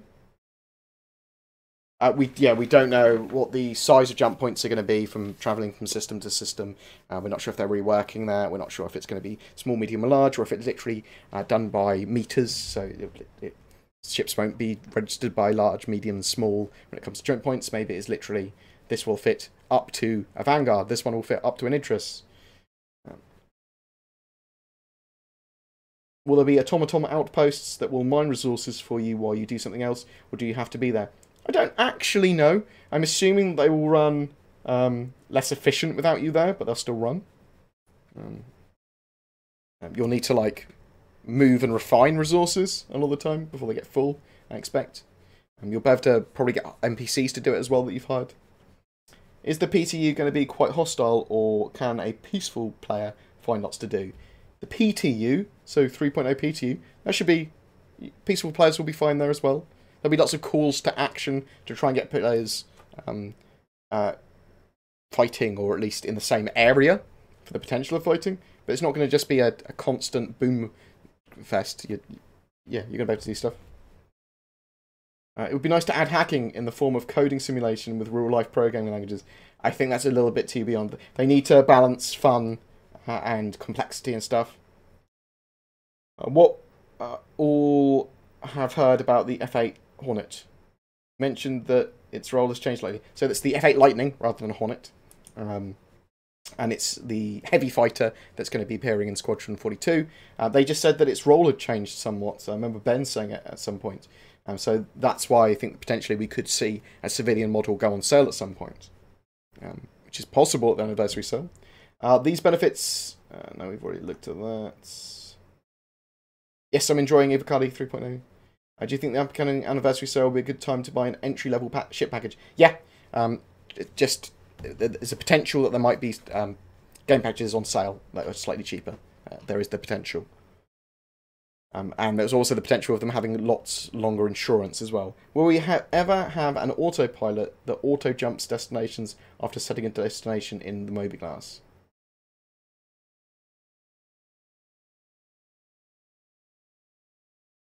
There will be quantum jumping. There'll be quantum linking, so you can link to like a lead in your wing or like your command ship or whatever. So you'll jump with them. You'll be able to drop nav beacons and stuff. I'm not really sure what you're asking. Where do you respawn if you die on the edge of the PU? You'll respawn at the last place you visited that had a medical facility. If I'm running security for a player and they get interdicted mid-jump, will I be pulled out of jump as well, or will I leave them behind? It depends if you get pulled out of the jump as well, I think. If you're quantumly linked, you'll probably get pulled out with them, or your system will go, they've been pulled out, pull out. I don't actually know. I suspect that in most situations when you jump with another player, almost always that you'll get pulled out with them because of the introduction bubble. That's my expectation anyway. I don't know where CitizenCon 2018 or will take place. No, I'm thinking it's probably in the UK, but I don't know. Can Connies and updated cutlasses be act as solo ships for planetary landing and insertions? Yeah, why not? Bored, if Squadron 42 Part 1 or Episode 1 lives up to its hype, how many copies do you see them selling in its lifetime? I don't know. I will research stuff like that in the future, actually. I'll probably look at that after the stream, work out how many games sell, and then work out rough figures and things. Just so I have an understanding of it more than for any video. If your org becomes too powerful, could you take on the UEE fleets? Unlikely. Just because it's... like, the UEE fleets are representative of mankind's military. Whereas, even if all of the players got together... probably only want like 1/10 of the size of them. I don't know. So in systems and areas, yes. As a whole, probably not. Will there be artificial humans, aka replicants? I doubt it. They're moving away from that kind of AI in lore. Will there be a reason not to get heavy armor? So heavy armor will make you slower. There's a stamina system in there as well. Also, you might not be able to sit in certain chairs or ride certain vehicles and that sort of stuff in heavy armor. May have been asked 1,000 times, and I apologise. When is 3.0 releasing? I'm expecting 3.0, the wider PTU, by Christmas. But there's no hard dates. In the future, could we see a Fallout version of Star Citizen with in-game... Oh, maybe. That'd be cool. I like that idea. Can you explain what's changing with the Super Hornet and the turrets and mounts? Is the flash fire mount dead? The flash fire mount, as far as I'm aware, is pretty much dead. So let's bring this up here, because my brain is not firing on all cylinders. Super Hornets. Oh. Horn. Super Horn. Let's bring this up. So there have been some changes to ships in the way that, with their hard points. Well, the ship matrix got updated. Loads of ships got their stats changed. So the Super Hornet now has 2 size 3 weapons on its wings, and it has 2 turrets. It has the ball turret, and it has its nose turret. Okay, so this is now a turret rather than a fixed weapon hardpoint, and it's a turret hardpoint now. And I believe that these are tied proprietary fittings per ship now, per hull.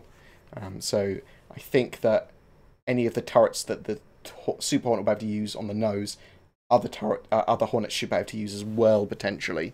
But yeah, they're now turret mounts. They're different, so you can't put a size 3 weapon on the nose anymore. It's 2 size 1s on its turret mount. You might be able to get other turreted mounts for it, but I don't know what they're going to be yet. It's the same with the ball turret, 2 size 2s. Thank you very much, Dr. Hope. So it's going to be less choice compared to what we currently have. For balancing, that might change again. I doubt it, though. They might get lots of more types of turret that they can fit there. It's effectively been nerfed.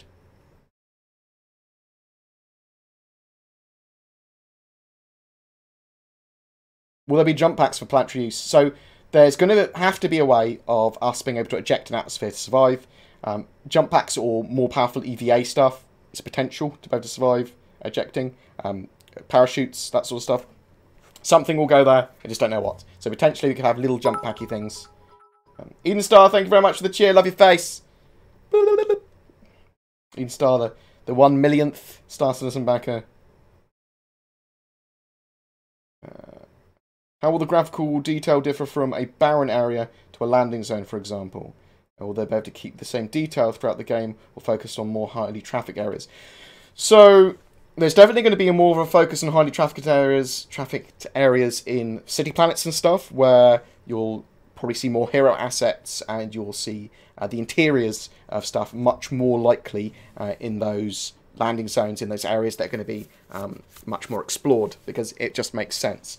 There's still going to be a significantly high level of detail even on barren moons. It's still going to be highly detailed, but it's not going to have so many of the random hero assets and that sort of stuff. You're still going to see highly detailed like ground and footprints and cool effects and stuff. It's just not going to be as cool as like a jungle or a lush biome. That's what you're into, I suppose, as well. Oh, Eden Star, thank you for the sub. I love your voice.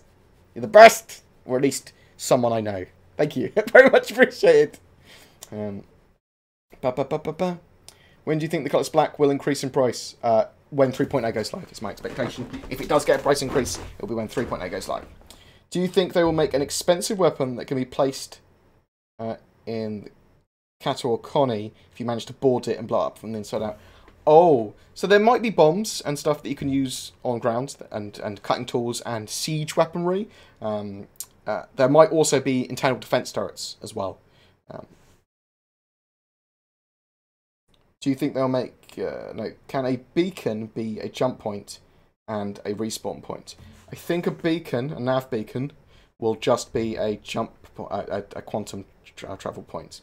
I think you need like a medical bay or a medi station to be able to use it as a respawn point. Can you reload your stamina with hydroponics? You can reload your stamina by stopping and breathing. More oxygen is better. I think you'll be able to stab yourself with there's some med packy things as well to get your stamina back, like stim pack kind of stuff, or oxygen packs as well, which will help you breathe quicker. How many people could be in the same planet shipyard space, fight with an NPC? Are there going to be fights like Eve? I doubt there are going to be fights the same size as Eve, because Eve is exceptionally large and holds, I believe, the largest concurrent player fight in history. I don't think Star Citizen's going for that. Potentially, you could have hundreds and hundreds of players, potentially thousands, eventually if they get server mesh working, fighting because of the large capital ships. So there will be huge, giant fleet battles that you make you go, oh my god, this is amazing. But Eve's are different. Eve's there's time dilation in Eve as well, allowing you to do that. Could you blockade an entire planet with a large enough fleet? Yeah, potentially. Will I be able to space whore? Message me later, Steve. I'll check the pics out. Did I hear right that adding adjustable thruster speed for smooth landings? There are going to be smoother landings, and they've got spongy landing gear and stuff. How many people could be... I'm sorry, we just read that. From your Eve Guide experience, are there things we don't know about that which you could tell us? Yeah, definitely. They tell you most of the stuff, though, in 3.0 production schedule. Will you be able to reload your stamina? No, we've just read that. I'm confused. Will all ships have a cargo bay? No. Will there be a type of drug smuggling or illegal substance markets? Yes. What happened to the handheld multi-tool? Is it in 3.0? We will see the handheld multi-tool at some point. It'll probably use for welding, possibly hacking as well, but definitely welding. And that will probably be for hand repair, which will probably be in 3.1. I doubt we'll see it in 3.0. Can orgs build something like stations so they have a point to come together? They'll have to build outposts and ground installations. I suspect eventually we will see space stations being built by orgs. They haven't announced that building space stations is a thing, but I suspect it will be.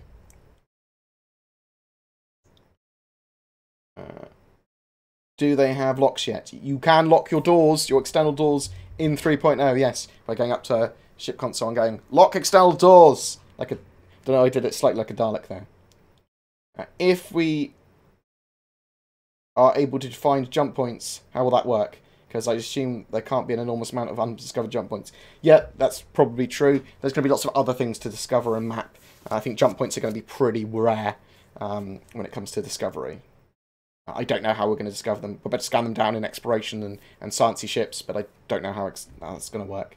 Are there still benefits to having multiple game packages? Yeah, we've talked about that already. Probably just get more characters on your account. I'm not sure if you're going to be able to use them as NPCs, though. How will they tackle the problem of simulating planetary weather effects? I don't know how they're tackling the problem. They've got them. I'm not sure. So we're going to see lots of different weather effects, including sandstorms, including snowstorms, rain, and all that sort of jazz that you would expect, as well as some cool, like, electric stormy, weird things. When it comes to huge tornadoes and planetary disasters, don't know. But I suspect we'll see them. They're adding quite complex weather systems in. Do you think we'll be able to grow medicinal herbs? Yes, I do. I think we'll be able to grow medicinal herbs that we can use, and medicinal herbs and stuff, and compounds and things that we can sell or use in another manufacturing process for medical based stuff. Probably. That's my expectation. Have you seen the big never before seen derelict? Will players get away with using trademarks like Coca-Cola? Probably not as an org. I mean, there's trademarky stuff, isn't there? I don't know. I'm hoping that we actually get Star Citizen, we get like Coca-Cola and Pepsi and stuff, wanting to put ads in-game, so they make an in-game org themselves, and then make high-quality in-law ads for Star Citizen. I'd love to say shit like that. I think that'd be cool. We get rich, flavourful content, which also makes Star Citizen more money. Using a med pen won't puncture your suit, and if so, I think there's like an injection slots and stuff in your suits. The idea. Or there'll be a jabs in and then it covers up the hole. No, so server meshing should allow everyone to play on the servers together, whether they're in Asia or North America or wherever. That's the dream anyway. In 3.0, do you know if the Gladius will get a rework? It's had a rework. It's got effectively 3 size 3 hardpoints, weapon hardpoints at the moment, and the cockpit's different and stuff. It's a bit different. Lots of the ships feel different and fly different because there's flight model changes and the item system 2.0 and loads of updates to the stuff. It's a whole new game. With the upcoming release of Cyberpunk 2077, do you think it will overtake some of the market Star Citizens aiming to attract? No, if anything, I think it will literally produce more hype for Star Citizen and get more people into the genre. What's inside of the box video, the one dropped on the planet when the spaceship got blown up? That had octane drives in it. That's what was inside that box. Quite literally. Death Ghosts. Thank you very much for the cheer. Love your fucking face. I know that. When do you think we'll get more news about the Carrack? I think we'll probably get the Carrack actually flyable in 2018. You'll hear more about it probably actually in the November live stream coming out next week.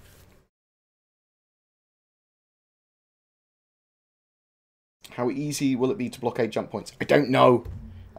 Ones in Lawless space a lot easier than ones in UE space. Was the Polaris and base building? Yes, the game changer was the Pioneer base building ship. Will the Titan suit be useful for non-combat tasks? I don't know. It'll probably have larger oxygen tanks. It might have...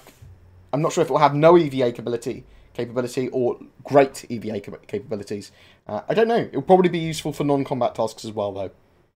That's my expectation. Do you think we'll see the last 3 freelancers in the game's lifespan?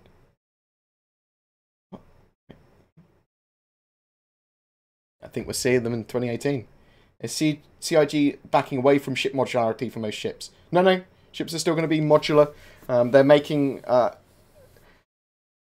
think they're backing away from odd hull variants that are just very minor hull variants that don't allow modularity. We'll see modularity in ships. I haven't logged in to the game for some while or checked stats, but did the glaive change weapon-wise? I haven't actually checked out the glaive or the scythe. I need to check out all the ships. I haven't gone through the Vandal stuff yet. Do you think we'll see the Retribution in the PU or only in Squadron 42? It's potentially could get destroyed in Squadron 42, couldn't it? But we'll probably see it in the Persistent Universe as well. There's no reason for them to make those giant ships and then go, it's only for the single player. And they went, no, look at this. There are rumours that the Gladiator or Gladius turret will no longer be slaved. Is that true? Oh, that's the Gladiator turret. I believe that is true.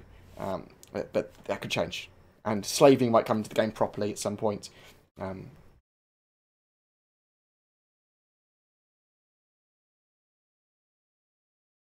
Will we be able to join the UE forces to fight the Vandal, or will we just have personal encounters and skirmishes? I think there's going to be UE military-based missions in the PU to kind of do that if you want to do that. So, almost certainly. Are they going to add better weapon descriptions that display damage rate of fire and cooling? I believe so. I believe that's actually being worked on now. Will we eventually be able to play as Vandal? After release, they're talking about allowing us to play as some other alien races. I doubt we'll be able to play as Vandal, but never say never.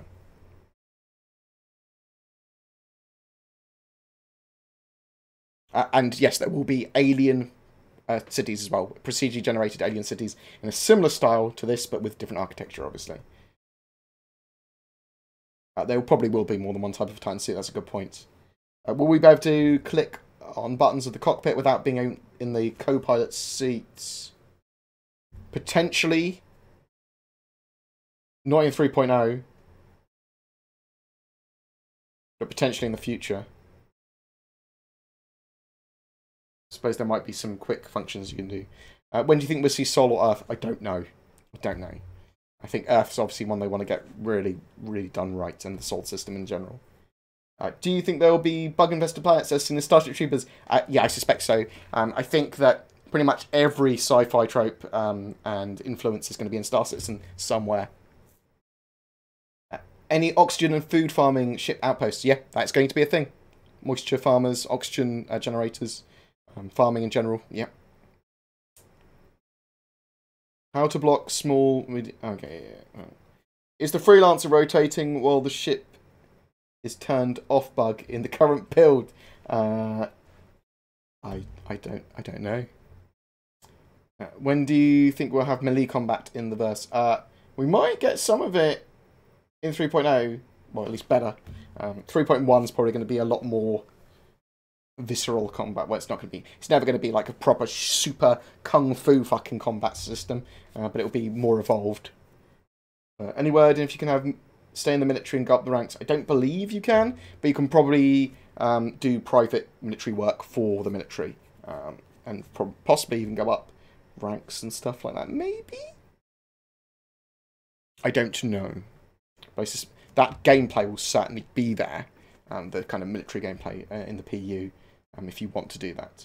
People in chat, hit those like buttons, thank you very much. I fucking love your face.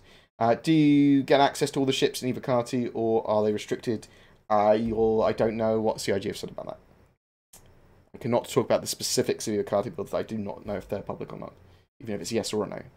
Do you think components losing size are going to be small, medium, large, capital?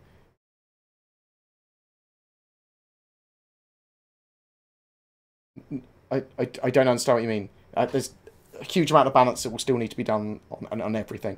So there's potential stuff to be unbalanced size-wise. There's potential that they'll need to change the size of components on certain ships. You need to look at the role of the ship and the description of it and its intention. That's how it will be balanced. It has been 5 months already. Thank you very much, Anonymous. I fucking love your face. Thank you very much for the sub. You're a star.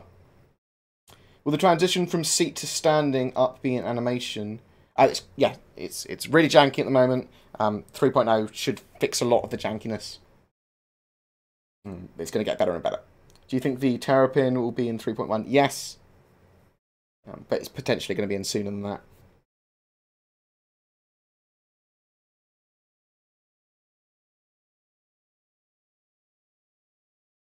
Don't you think it would be good for backers if they let us keep us all purchases to build assets, since we're backers would give us an advantage to support? I don't know what you mean by that, Sway, sorry.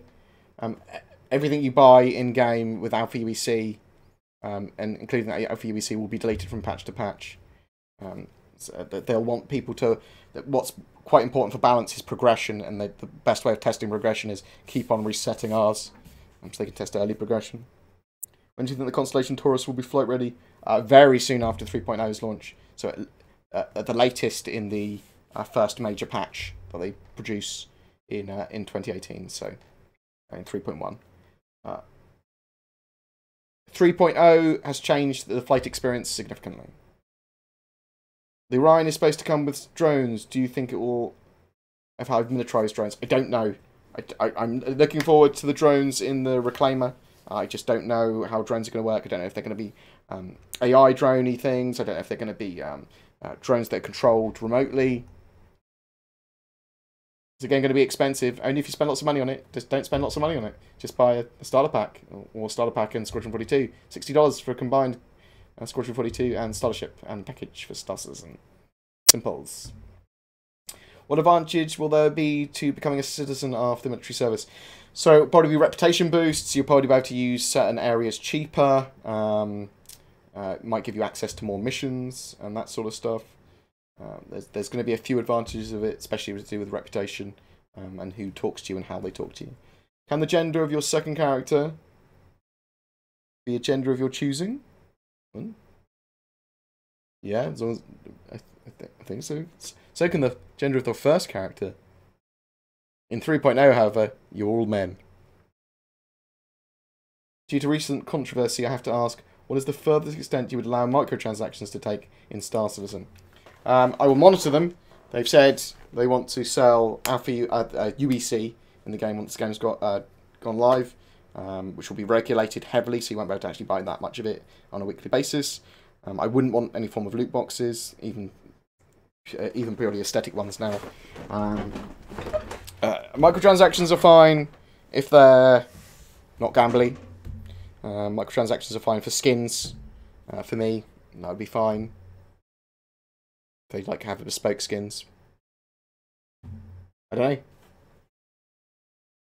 Not for them to take the piss and not for it to become pay to win in that sense.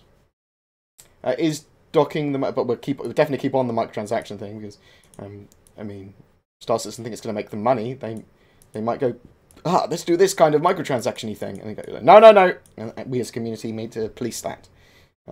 When can we sit at the down bar in ArcCorp? You can do that now. Oh no, you can crouch on a table. 3.0. You should be able to.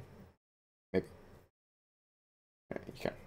What do you think the best systems will be for mining asteroids and planets in your body? Best system? Actual solar systems. I don't know. I haven't even started looking at that properly. We'll be able to do jobs like be a police officer chasing criminals in the PU. You're about to be bounty hunters. You're about to be private security. You're about to do similar stuff to that, yeah. But not in 3.0. Well, actually, you can do that in 3.0, I suppose. And there's going to be escorting. There's going to just be less enforced bounty hunting. Is there an official reason for why CIG abandoned the monthly patches immediately? Do you think they'll stick to quarterly? Yeah, I think they'll stick to quarterly. I think 3.0 and some other issues came up, but I was pretty pissed off Shelius as well that they instantly abandoned the monthly patches. But quarterly seems very doable by them. 3.0 represents that foundation which they can build on, and they don't need to hold stuff back in the same way as they did previously. What I meant was, according to the size system, both Connie and Banner Merchant use the medium-sized components, which means I could use the computer in the Banner Merchant and the Connie. Oh, okay. Yeah, some systems might be proprietary. There's the piping system as well, so some items might not 100% work in other ships. But some will. Did you see the new Vandal in the most recent jump point? They look fantastic. I haven't read the latest jump point. I need to do that. Thank you very much. Will we be able to transfer Alpha UEC to other players in 3.0? I don't believe in 3.0. Unfortunately, no. But I'm expecting that functionality in 3.1. How do you think things are going to incorporate non-combat terminals in ships and outposts? How will they make them fun? Ships and outposts. What do you mean, actually? Stations? Like shields and... There's going to be mini-games to a lot of them. There's going to be repairing and stuff that you're going to need to do around ships. There's going to be lots of other stuff to do. With the Merchantman, will NPC buy items from the mobile shop aspect? Yeah, I believe that's going to still be a thing. There's still going to be a floating bazaar, is the idea of the Merchantman. I'm not 100% sure how that's going to work. Maybe you are able to sell rare items that you find and narcotics and things for higher prices in a brand new Merchantman. Maybe there's a hype factor that comes when your ship docks.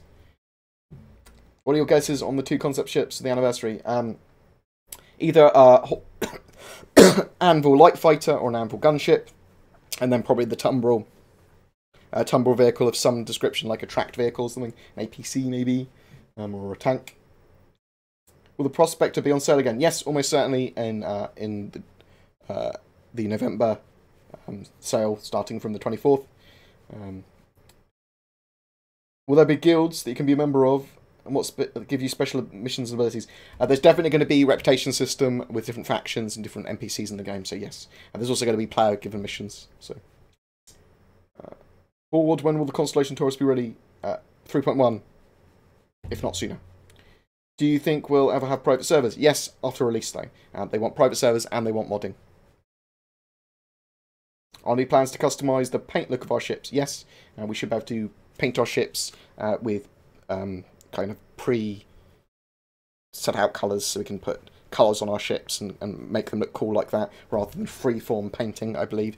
We've actually seen that before in the last anniversaries or Gamescom or something. Last year we saw that. There might be much more complex skins that CIG make as well. I've never been to Australia now. I probably will do in the future. So, oh no, it's fucking spiders. I'm terribly arachnophobic. Will we still have access to Portal Siren 3.0? Yes. Do you still like the 890 jump now that it's over 100 meters? Yes. Thank you very much, Death Ghost. I fucking love your cheer. Thank you very much. Is the Golf Swing scanning mechanic still planned for single-seaters? I think you'll get something slightly more evolved for scanning now, even for single-seaters. Lovely, jubbly, scrubbly, and never bored with bored. Thank you very much, Lord Newton, lovely jubbly scrubbly. Thank you very much for the donation. Very much appreciated. You're a fucking legend amongst men. According to the new size system... Yeah, we read that. I'm not sure if it's balanced or unbalanced. I'm not sure if they'll work, even. I remember in a video a while ago I heard that you will be able to overclock energy weapons. When do you expect this to be in game, and how much stronger will this make them? You're going to be able to overclock a lot of systems and weapons, actually. You're going to be able to tweak them and modify them, and then you might be able to even overpower some weapons. I don't know how much more powerful it's going to make them. It could potentially cause damage to systems and power on your ship and those items themselves. Any word on the Titan and armor mechs? No. Other than they had them around, they've been testing them in engine a while ago. They had size 1 weapons on their arms, but they couldn't turn in corridors. So it sounds like the intention there is to have them semi-mobile in corridors and that sort of stuff. So they're not going to be these massive mechs. They are going to be like very heavy suits of armor. And they originally had size 1 weapons on each arm. So I'm not sure if they're going to still have that, but they're working on them. We'll be able to dig into surfaces, for instance, making trenches and tunnels. I don't believe so, no. Definitely not in the short term. They'll look at voxel stuff. I think we're going to have voxel asteroids for mining. But I don't think we'll have that on the ground. But never say never. Can and or get so large that it can affect the Star Citizen universe for everyone. I mean, everyone will affect it, even if they're single player, technically. But yeah, they potentially have control of a moon to an extent. Will we be able to name our ships? Yes. I'm not 100% sure how those mechanics work, but we were able to name our 600 eyes as like a reserve system. Would providing a package with no ship upon launch encourage multi-crew players? I don't think they're going to go down that route. I think they will almost always have a ship with a package. Although I'd quite like to see a no ship package, just because it would help players that have bought weird stuff like me. I think we're about to cosmetically customize our ships. I'm not sure what external abilities we'll have other than painting them. Thank you very much. Oh my god. Why do you have to have that name? Pengen. Concern. I think that's what they call it. Concern. Thank you very much for that sub. Do they have cave systems in 3.0? I don't believe in 3.0, but they will have, I believe, eventually underwater stuff and caves. Will there be more detective-like missions like Kovalex? Shipping missions. Yes. If I lose a ship in 3.0, will I get it back when Star Citizen goes to beta? You'll get it back in 3.0. Every ship effectively has lifetime insurance in 3.0. And you can claim it back on the ship claim terminal. How can a new backer apply to be a PTU tester? So, if you want to get into the PTU and stuff earlier, I think subscribers might get in earlier.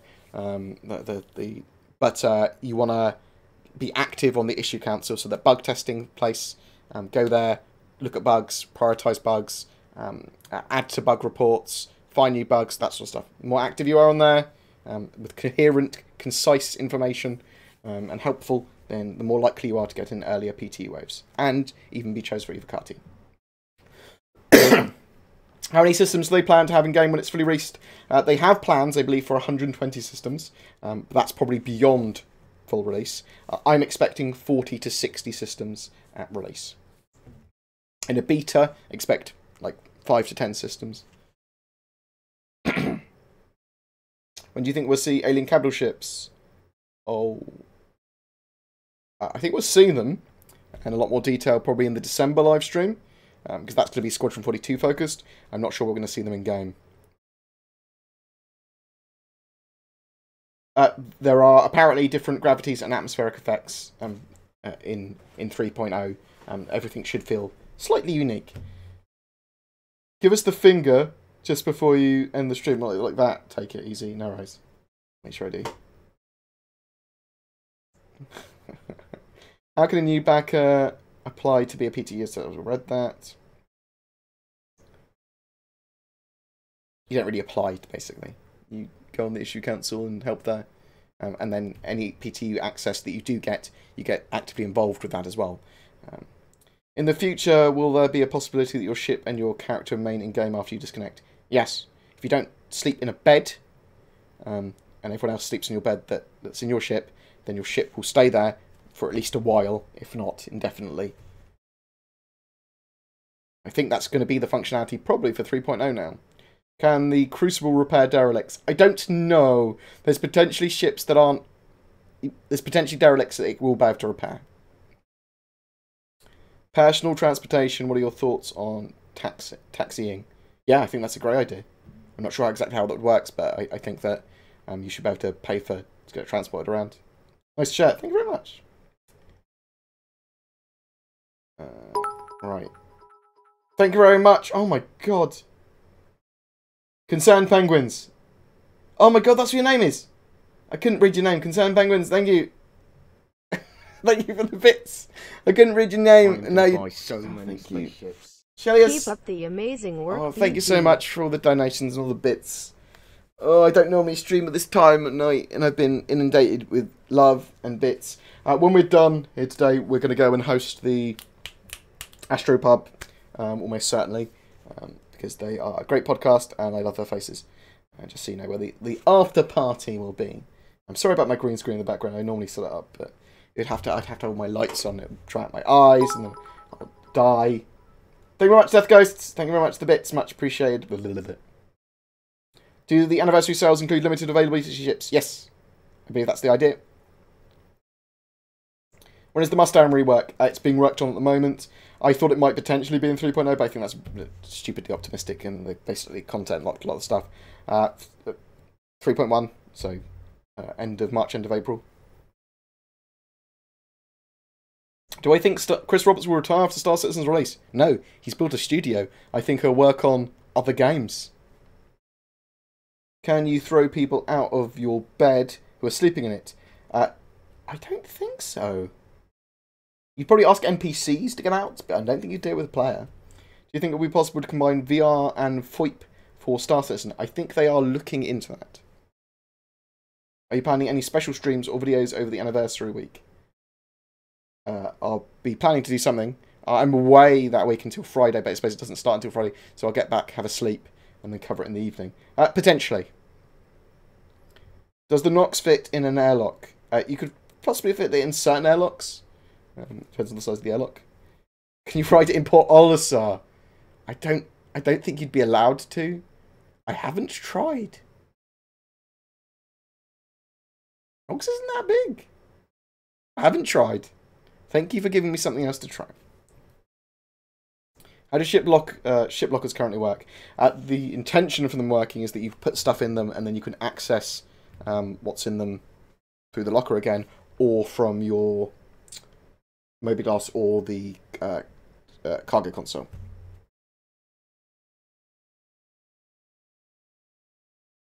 Sadaball got shelved, basically. We probably will see it again at some point. There was issues with when Ilphonic made a load of stuff that it was, I think, incorrect sizes and done wrong, incorrectly. There was some sort of miscommunication, and the stuff that they wanted to Star Citizen got made to the wrong size or wrong standard, or something happened. So Sadaball and Star Marine effectively weren't correct, so they had to remake them or do something. Something bad happened like that. We'll find out one day. Do you think they will just send the PTU to everyone since it's so close to Christmas? Potentially. We'll probably see a first wave first, and then a load of bug fixes getting in. It's potentially they'll allow the PT to everyone by Christmas. I think that's what we're all hoping. Bit off topic, what's your most anticipated game after Star Citizen?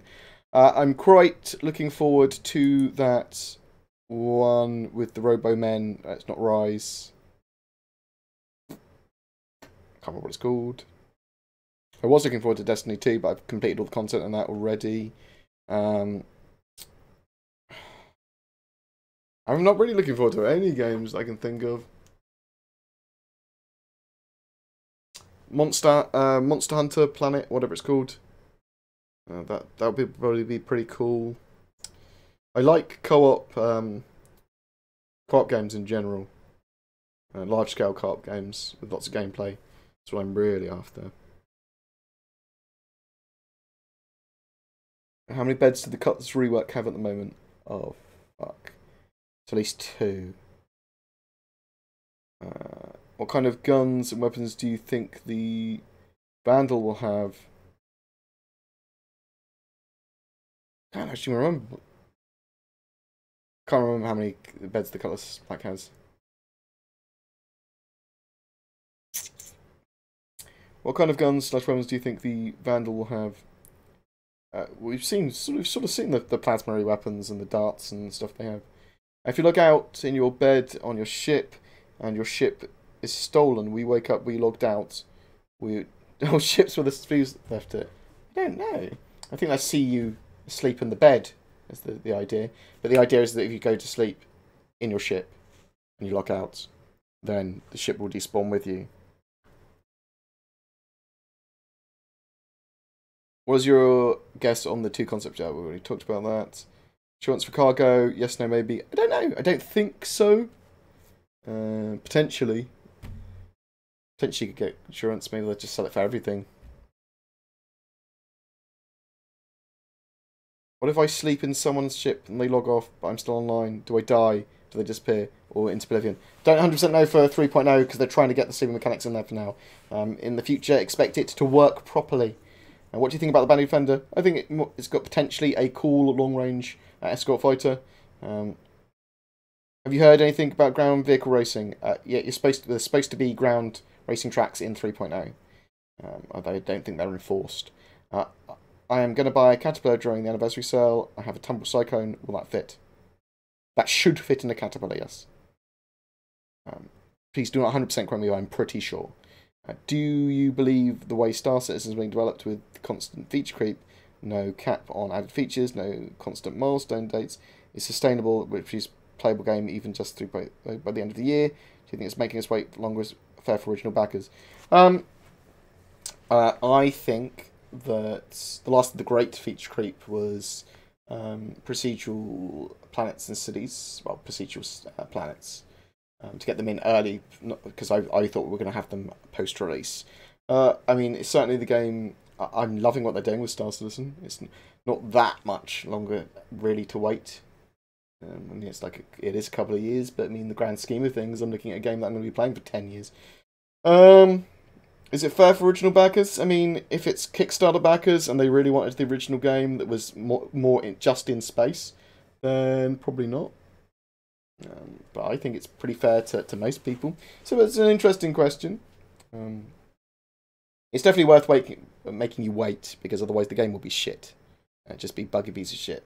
Or just not feature complete. I like what they're doing. I like the fact they're doing it without a publisher. I think we're going to get a very good, detailed, high quality game from it. It's just the length of time involved. You either trust CIG by seeing what they're doing with the ATVs and all their things, or you don't. It's not a matter of faith or anything, because that's bullshit going, I trust CIG based on faith. Trust them based on the info they put out and the constant updates. Or don't. And if you don't, then don't back them.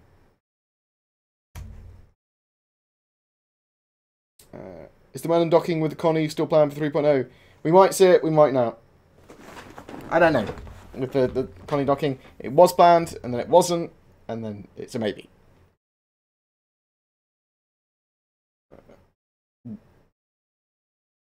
I doubt we're going to get any new systems in 3.1. In 3.1, we'll probably have a lot more of the Stanton system. How does logging work if your ship doesn't have a bed? I think the idea is in 3.0, originally it was that you would just log out and your ship would log out with you. But I think they're trying to get beds in, so we'll probably persistently stay there for a little while and then log out. Is there hostile entities aboard drifting derelicts in 3.0? I can't tell you specifics of the current Evocati patch. I think the intention of future patches is definitely to have xenomorphs and weird shit as well. How will they explain their unrealistic gravity generation simulation? They explain it with gravity generators. Does the Optane make a significant change to your PC experience? It makes the OS significantly more snappy, loading times significantly quicker. That said, I think like something like an Evo 960 Pro or a 960 Pro or 960 Evo is still great.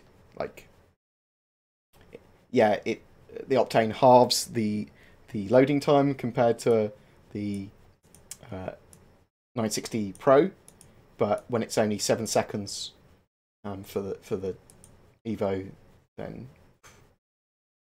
is it worth the extra money and that sort of thing? So It's down to you. But if you're looking for the best of the best when it comes to SSDs and probably something incredibly stable and with a huge life, then the Optane is fucking amazing. It's just super expensive. Is there a detailed mapping of what ships are going into 3.xx builds? We should see that sort of stuff with the expanded schedule report, which will be coming out as soon as 3.0 goes live. If you have a capital ship, does it need to be spawned, or do you need to find a specific place to park it when you're not using it? Don't 100% know. Probably have to find a specific place to park it. Capital ships will probably be relatively vulnerable in certain areas without that. I don't think they're going to despawn in the same way. They might despawn in totally safe areas, though. Like dry docks. Will orgs have the option to build stations to have a rally point? They'll have the ability to drop beacons, and they'll have the ability to build outposts on planets. Potentially stations, we don't know, but I'm expecting space stations can be built. Has the quantum travel been fixed to prevent lag when you have multiple players on one ship regarding 3.0? They are making lots of improvements and strides with 3.0. Random guesses on the hull C cost. I can't remember how much it was previously. Do you think CIG could end the crowdfunding campaign now? Is it ethical or even moral to continue the funding campaign by selling new ships indefinitely? Not selling them indefinitely, although I don't see it as unethical or anything, because they're a business. It'd be the same thing.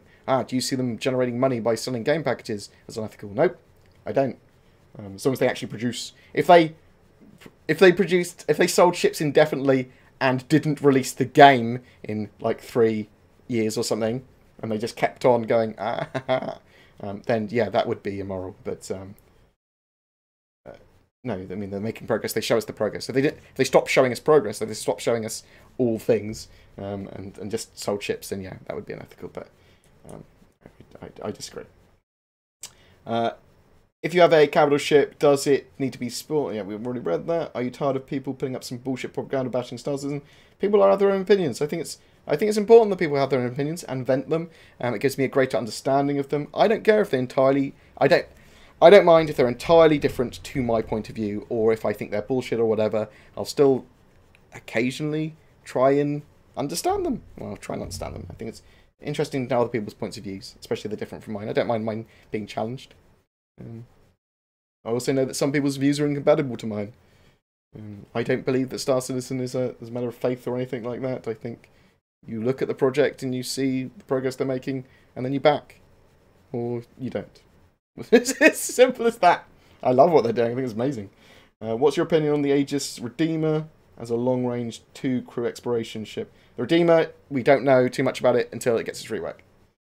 Do you think we'll get some form of character creator? You will have some character creation in, or character editing in 3.0, which will get more and more fleshed out. Do you think they will allow the $0 CCUs with the anniversary sale? I don't know. There's so much fucking bullshit with that stuff, isn't there? I'm hoping so, because there's stuff that I want to move around and change.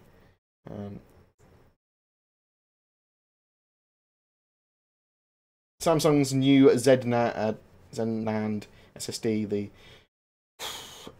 SZ985, brings the fight to Intel Optane. Great. I'll test it. I'll have an Optane drive to literally compare it against as well. Does it look like 3.0 public alpha before January, February? I think that we'll get the PTU by Christmas.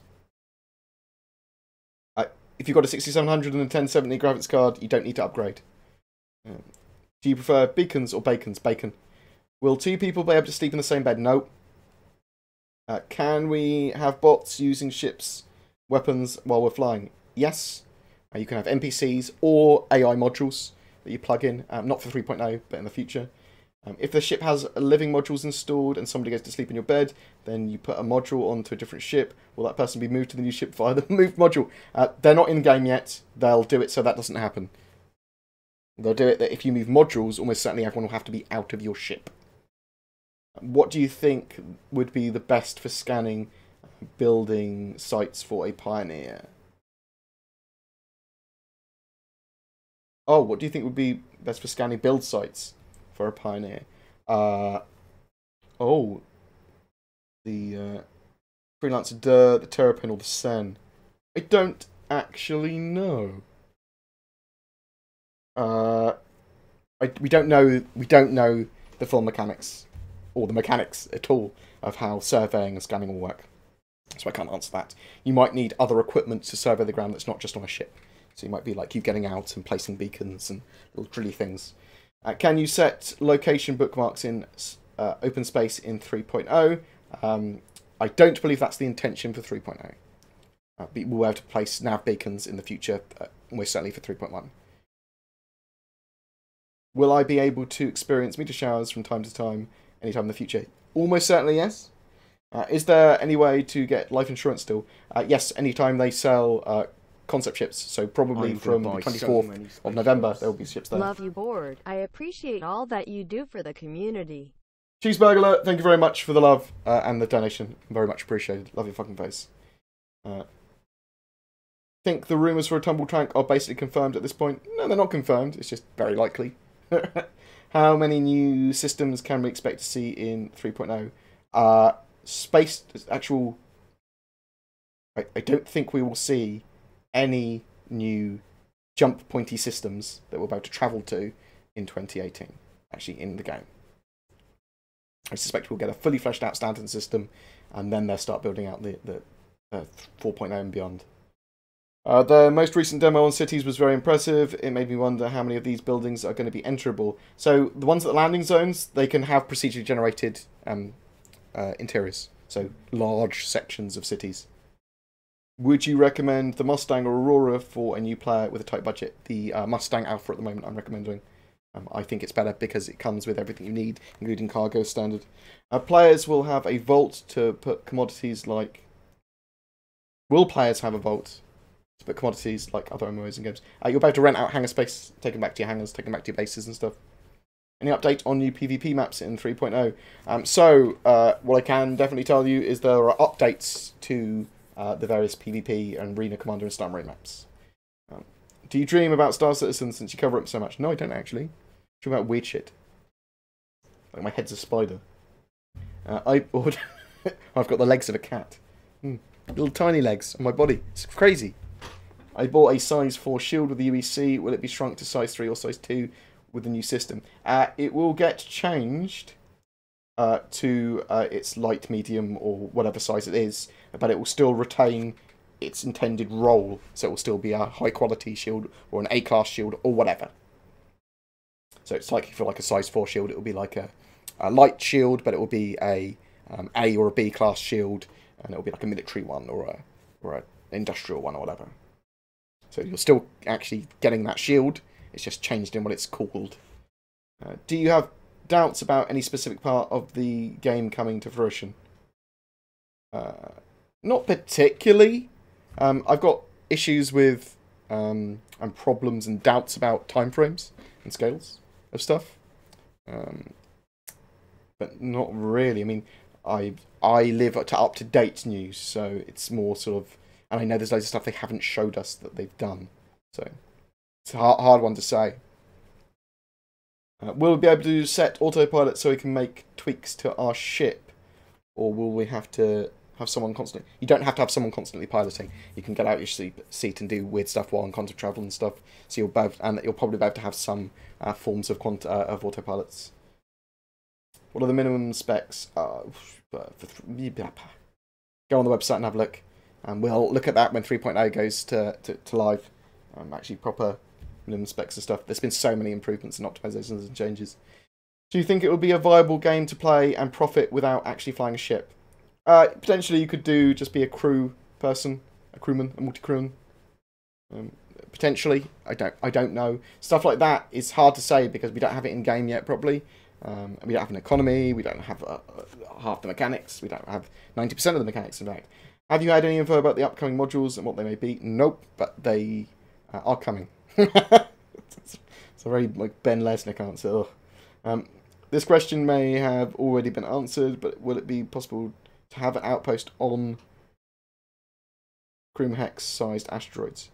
Yes. So the idea is that anywhere that the Pioneer can land, that's got a large enough space to land, it can potentially build an outpost there, as long as it's flat enough. It doesn't have to be perfectly flat though. What's your opinion on the bed mechanic? We need to wait until it's in everyone's hands and working before I have that kind of opinion on it. I think it potentially has a good idea for logging, but potentially might be shitty. I don't know. No, I'm not sure how much cargo we'll be able to store in our hangars, but I suspect we'll just be able to rent more hangar space. It's just when is it not cost effective to do that?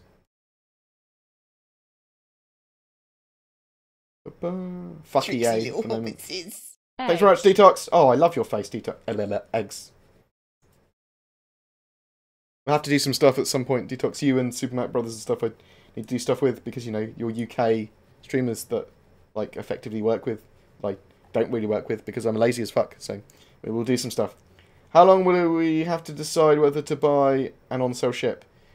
So, all of the ships will be on sale, I believe, from the 2nd to the 4th of December that are going on sale in the November livestream. So check it out then. Just make sure you do it by the 4th of December. When do you think we'll see Spectrum integration? We'll start to see more and more from 3.9 onwards. We'll have an inventory. If yes, will content be dropped if we die so we can recover it? Death Ghosts, we are going to... I don't know why I read it like that. In the future, we will be fully lootable. So you'll be, like, claiming your stuff back on insurance if you've got insurance for it.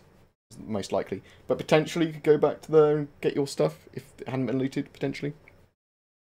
I think the idea is that you'd have friends or whatever with you that would loot you for you. Like, I know my friends would loot me pretty fucking quick. Are you dead? Yeah, cool. And I was sleeping. Oh, I've got your guns. What do you think these concept ships... What do you think these concept ships are? Okay, I've already answered that like 17 billion times. Sorry, Stephen. So I think the concept ships would be, rather than me just being rude, probably a light anvil fighter or a anvil gunship, and then some sort of tracked tumbril vehicle. Could you see a karma system alongside the reputation system? Potentially, yes, for in-game trades and player missions and stuff. Yeah, I think they're going to be exploring stuff like that. There's loads of not fleshed out systems, especially when it comes to missions and player missions and stuff. Can you rent an NPC Pioneer that will... I'm not sure if we'll be able to rent an NPC Pioneer to do it, but potentially, possibly. You're definitely able to get players to build an outpost for you with their Pioneers.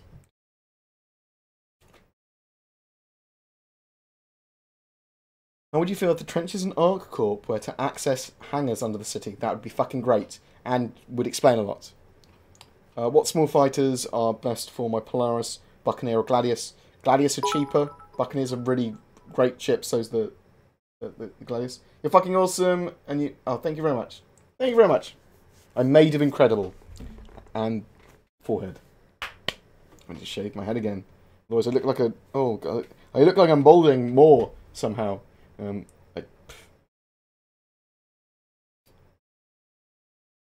you think our characters will age? No. Although they did say they wanted to do that at one point. But they have said they wanted to do everything at one point in Star Citizen. So, potentially, but I doubt it. Do you think day 1 of 3.0 will be a clusterfuck of logging in?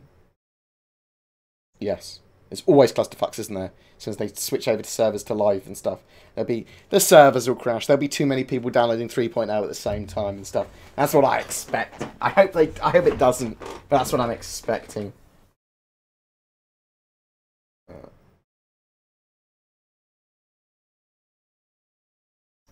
With the numerous hangars that players could own, do you think all of them could be in use? Or do you have to pick one? I think all of them could be in use. Yeah. Right. I'm going to go and chill out, have a drink, and then go to bed, I think. Fucking love you guys. Thank you for the stream. Had a quite good time just chatting. I don't think there's anything in particular I wanted to talk about that I haven't already. Oh yeah, that was the other thing that actually annoyed me that I wanted to talk about that I mentioned in my video today. There's a Concierge event on the 21st. So on Tuesday, I think that is. All the studios, so whether that's Derby or Foundry 42s or the US studios, wherever, there's a going to be a bar citizen event near all of them if you're a concierge member, and concierge members can bring a friend. So if you know someone that's concierge, they may invite you to go to one of these events. It's to like celebrate Star Citizen's anniversary. I can't put the information up about it because it is supposed to be for concierge members, and they'll probably go, "You fucking dick, why have you done that?" But I suspect it's find someone that's got concierge and they'll invite you or something. But the thing that annoyed me was that, and it's not a huge annoyance, it's just sort of like, I was a bit annoyed by it. There was requests for staff appearances. They've changed the way these work. So they said, as their community continues to grow, so does the number of interview and appearance requests for members of our team. To support requests equally, we're creating a process for you, and they'll tell us the details as they develop. So Batgirl's Ben's Day thing was actually quite a good source of information that I really enjoyed, and Ben doesn't seem to be able to be on it because of this change, and because they don't want members of staff to be tied on to these persistent shows that are happening, which is annoying, and it's a shame. And I hope that this doesn't mark the end of the interaction that the devs have for the community and being able to jump on shows and jump on podcasts and stuff. I want to see them do that more, not less. So maybe that actually means that people will be able to request staff members on their podcasts and stuff, whoever the fuck they are, for whatever reason, and they'll go into a list and that everyone has more access to them. That would be good. But obviously they need to start acting like a more mature studio. So there is that. The other thing I want to say is Noobify's latest video on preparing for the anniversary sale, which I'll post here, is worth a watch. 2nd of December to 4th of December, all manufacturers on sale.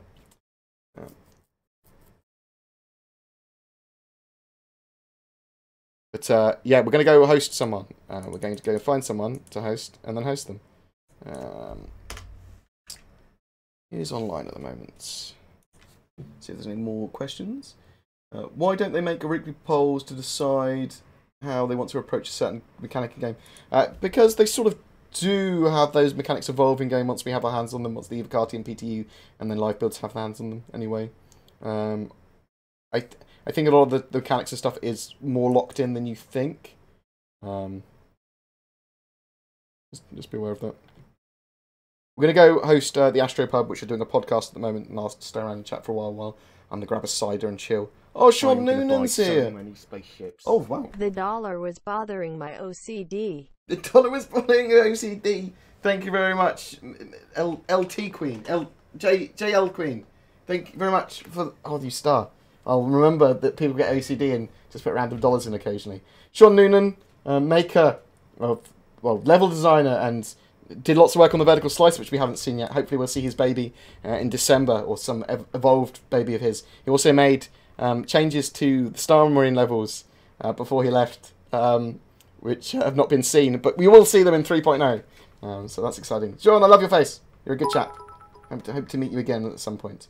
Could you please relink the ship sizes? As I can't open it. It says it doesn't exist. Ship sizes. Ship sizes. I might make a voice attack profile like Noob eventually. Depends if Paul from HCS actually wants me to. What kind of cider do I prefer? I'm quite good with lots of ciders. Quite enjoy a range. I'm probably going to grab just a cheap record lig raspberry or berry one from downstairs that I've got. And it's like, they're nice and easy to drink. Not like super expensive or amazing. Just a quick, dirty, cheap cider. But if I'm drinking ciders that I enjoy, it'd be much more expensive ones, or bourbon, or a bit of whiskey or something as well. The Freelancer Mist gives up cargo room for missiles, but there's still space between the left and the racks. Is it possible to store a dragfly? You'll know once they're fully built out and we have them in our hands. We'll try and see if they can actually store. It's to do with cargo space, and can you lock them to the floor as well. How will places like Port Olisar and eventually plants with buildings be protected from douchebags? So in 3.0, they appear to be now putting turrets in for protection of douchebaggery. So there will be turrets that shoot people and stop pad camping and that sort of stuff, even in 3.0. And eventually there'll be security there as well on the ground and lots of other stuff. And they'll remove the armistice zones completely. Right. When you capture someone with bounty hunting, what stops them from just relogging out of the capture? They need to balance they need to do a lot of work with the bounty hunter stuff. I'm not sure how it's going to work. Because obviously you don't... I think probably when you get tased, if you get tased, then it would be counted one of your lives, and you'll basically become an NPC for them, and whatever. Thank you very much, Death Goats. Love your face. I didn't see what that was. Can I bring... my Streamlabs... Let me just check to see if my Streamlabs records what that update said. It does. Have you seen the Bob Ross Deadpool trailer? Cool story, Bob. I have not. I will check it out. There's lots of stuff that needs to get worked on. Lots of stuff that I don't know still. Possibly that CIG and Fantasy 42 don't know as well. Like, they're unfleshed out mechanics. Are you worried about the large number of pirates and servers? No. If you're talking about in 3.0, there's more of a worry about pirates, I suppose, than there would be in the full game. Like, pirates are going to be an issue in the full game, but only in, really, the zero-sec spaces and systems. Squadron 42 must be very close. They're going to give us they're going to give us the roadmap of Squadron 42 on the holiday livestream. So that's December livestream. What's your educated estimate of when it's going to be done? Someone in 2018. I don't know when. It's probably pretty close to being done, but it's going to be to do with marketing and stuff as well. Can the Crucible hold cargo in its Scarab? Oh. Yes, potentially. Could hold a ship in there, so it can hold cargo, almost certainly.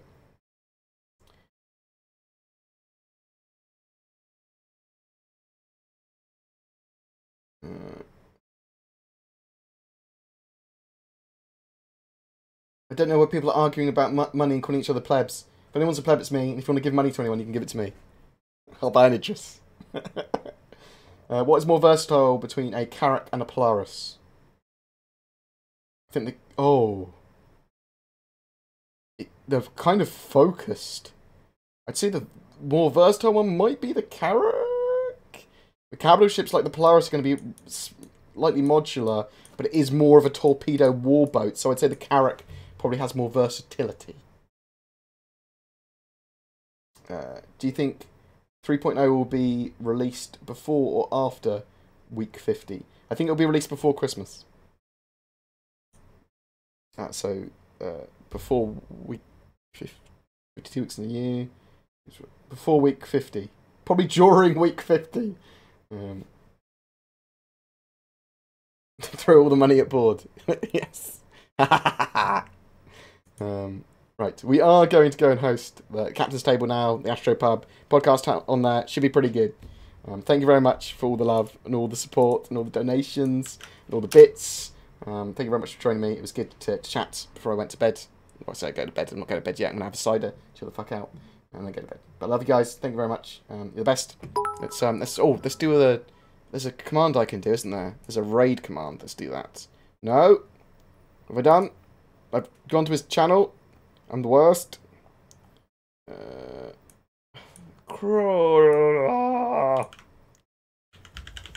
know how to operate computers. I do. Thank you very much, whoever that was. I think it was Cheer. Mangalar, thank you very much for the cheer. I love your face. We're going to /raid.